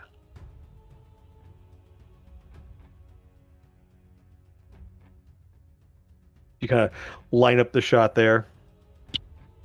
I rolled it, but it's just taking a little while to go. Yep. Yeah, here we go. Okay, 19 will definitely hit. Okay, and then I roll the extra d6, right? Add d6. Yep.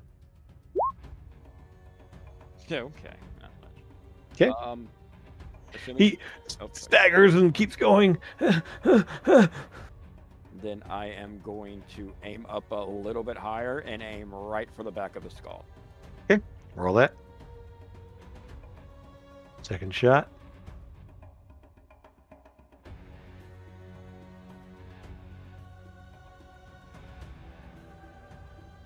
No, I can't yell at him from that far. You can. Okay, well then I was like, you should Means- have And stopped. 90 feet is not that far away. That's true. I was like, you should have listened to Sora, and I take my shot. 17 will definitely hit there, and so you just blow out his basically, back of the skull, out to the front. He just collapses in a heap. Because with the, literally, I think based on what he was at, he's negative his hit points, roughly. So. Crazy. Okay. Oh yeah.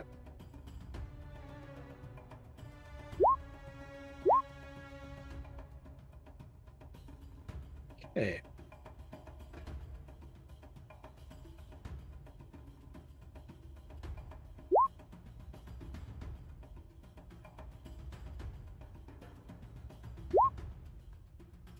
Okay. All right. So you will go ahead and at this point, what would you like to do with? We are essentially going to move out. The goblins are just going to scatter and keep running and hiding and do whatever they can here. Was there something you want to try to do with them in the meantime? I don't think there's any real way for us to. Oh, that's definitely my How many feet are the goblins away from me right now? At this point, like they're in the trees, moving stealthily, sneaking around, flying through there, over 100 feet away, 120 feet away at this point, probably. Okay. I mean, you literally have no sight on them right now at all. Right. So as a bonus action, I couldn't move one of my. Okay. Can I just take? It's 8 your time right now, Sora. It's 5 o'clock my time, which is 8 o'clock your It's time. 9 o'clock. It's 9 o'clock. Yeah. Is my clock off then? It might be.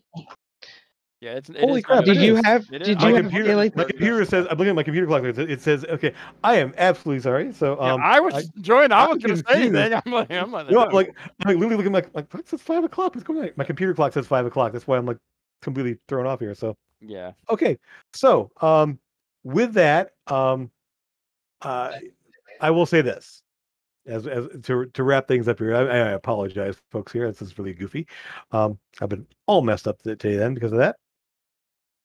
So, you have 4 goblins out in the trees. I will give you guys essentially a perception check each to see if you can spot them.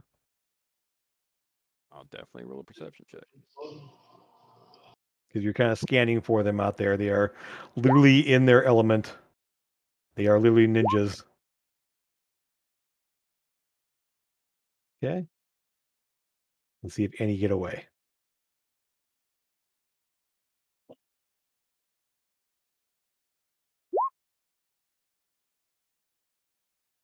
Say if they're 150 feet, I'm gonna fireball. Like They're not next to each other anymore at all. They've scattered. Okay. You would catch one or two of them, maybe. Well, one or two Sure. is good. I said maybe. It really they're only literally. takes one to get back. Is the problem. You also might get, the invisible Lucas that we don't know where he is and stuff. yeah, it's true. He's invisible. Okay, let's see here. So I would say, based on what I'm seeing here, Lucas, give me yours with advantage because you actually are invisible and they don't know they're hiding from you for the most part. Also, there's nothing like a forest fire to show Wraith where we are exactly. Okay. So I would say, okay. So the plan is, let me do one quick roll for them. Okay. So Trevor and Lucas, you definitely spot one each. Essentially, yeah. So you can kind of pick out a target. Essentially, Okay. So you don't need to roll an attack. Is your intention to drop them? Oh, of course, 100%. Okay. Lucas, how about you? Yeah, are they running away? They are literally running through the trees. Yeah, just running as far away as they can. Hiding and hide. It's basically they're doing move dash hide, move dash hide, move dash hide each every turn. And just trying to like literally booking it as fast as they can. The one I see that I'm going to cast Enemies Abound on him. Okay. All right. I'll just say he sort of like stops and he's just looking around there, trying to like go on total paranoid mode. Trevor, you plug one there. It looks like two of them are going to escape. As well, essentially, between shooting them down there and then one going into full paranoid mode, looking for people to kill, you will be able to essentially take down two of them. And we got one to talk to though, because we killed one, but the other one is just going a little crazy. We can talk to him, right? If you Or want. you might take out one of the other two instead of both of them getting away. Yeah, let's hold on to that one, Okay. Lucas. So I will say you drop. Well, and as we wrap up here, we'll say you have dropped one and managed to capture one of the goblins. That's what we wanted. Perfect. Okay. Mm-hmm. You want me to question him next week. So, and we come back, we'll be. Do you speak Goblin? That's actually what I need to talk to Jim about. Okay. Well, we will see what we have here. I think Trevor's languages are kind of all over the place, and we need to see what things make sense. So Lucas I do know that Goblin. I know Lucas speaks Goblin, so there is that. I do. So, Yeah. I've got tongues. And I've got comprehend languages. which will help you understand him, but you could be able to speak to him. Yeah. Right. So, all right. So we're gonna wrap things up there, folks. Sorry about the weird time thing there. I will fix my clock here and make sure that isn't a problem in the future. But again, thank you all for being here. If you watched, sorry for the mix-up and the snafus we've had here. I promise we'll continue to improve things and fix them up there. But yes, don't forget, if you're a DM, please jump into our Discord and post a game in our DM campaigns channel, D&D campaigns channel there. Next Thursday, we'll be talking about people, places, and things on our DM&D chat. So be there for that, 5:30 Pacific Standard Time. And thanks again for being here, folks there. Have a great day. We'll see you again next Saturday. Bye-bye. Bye.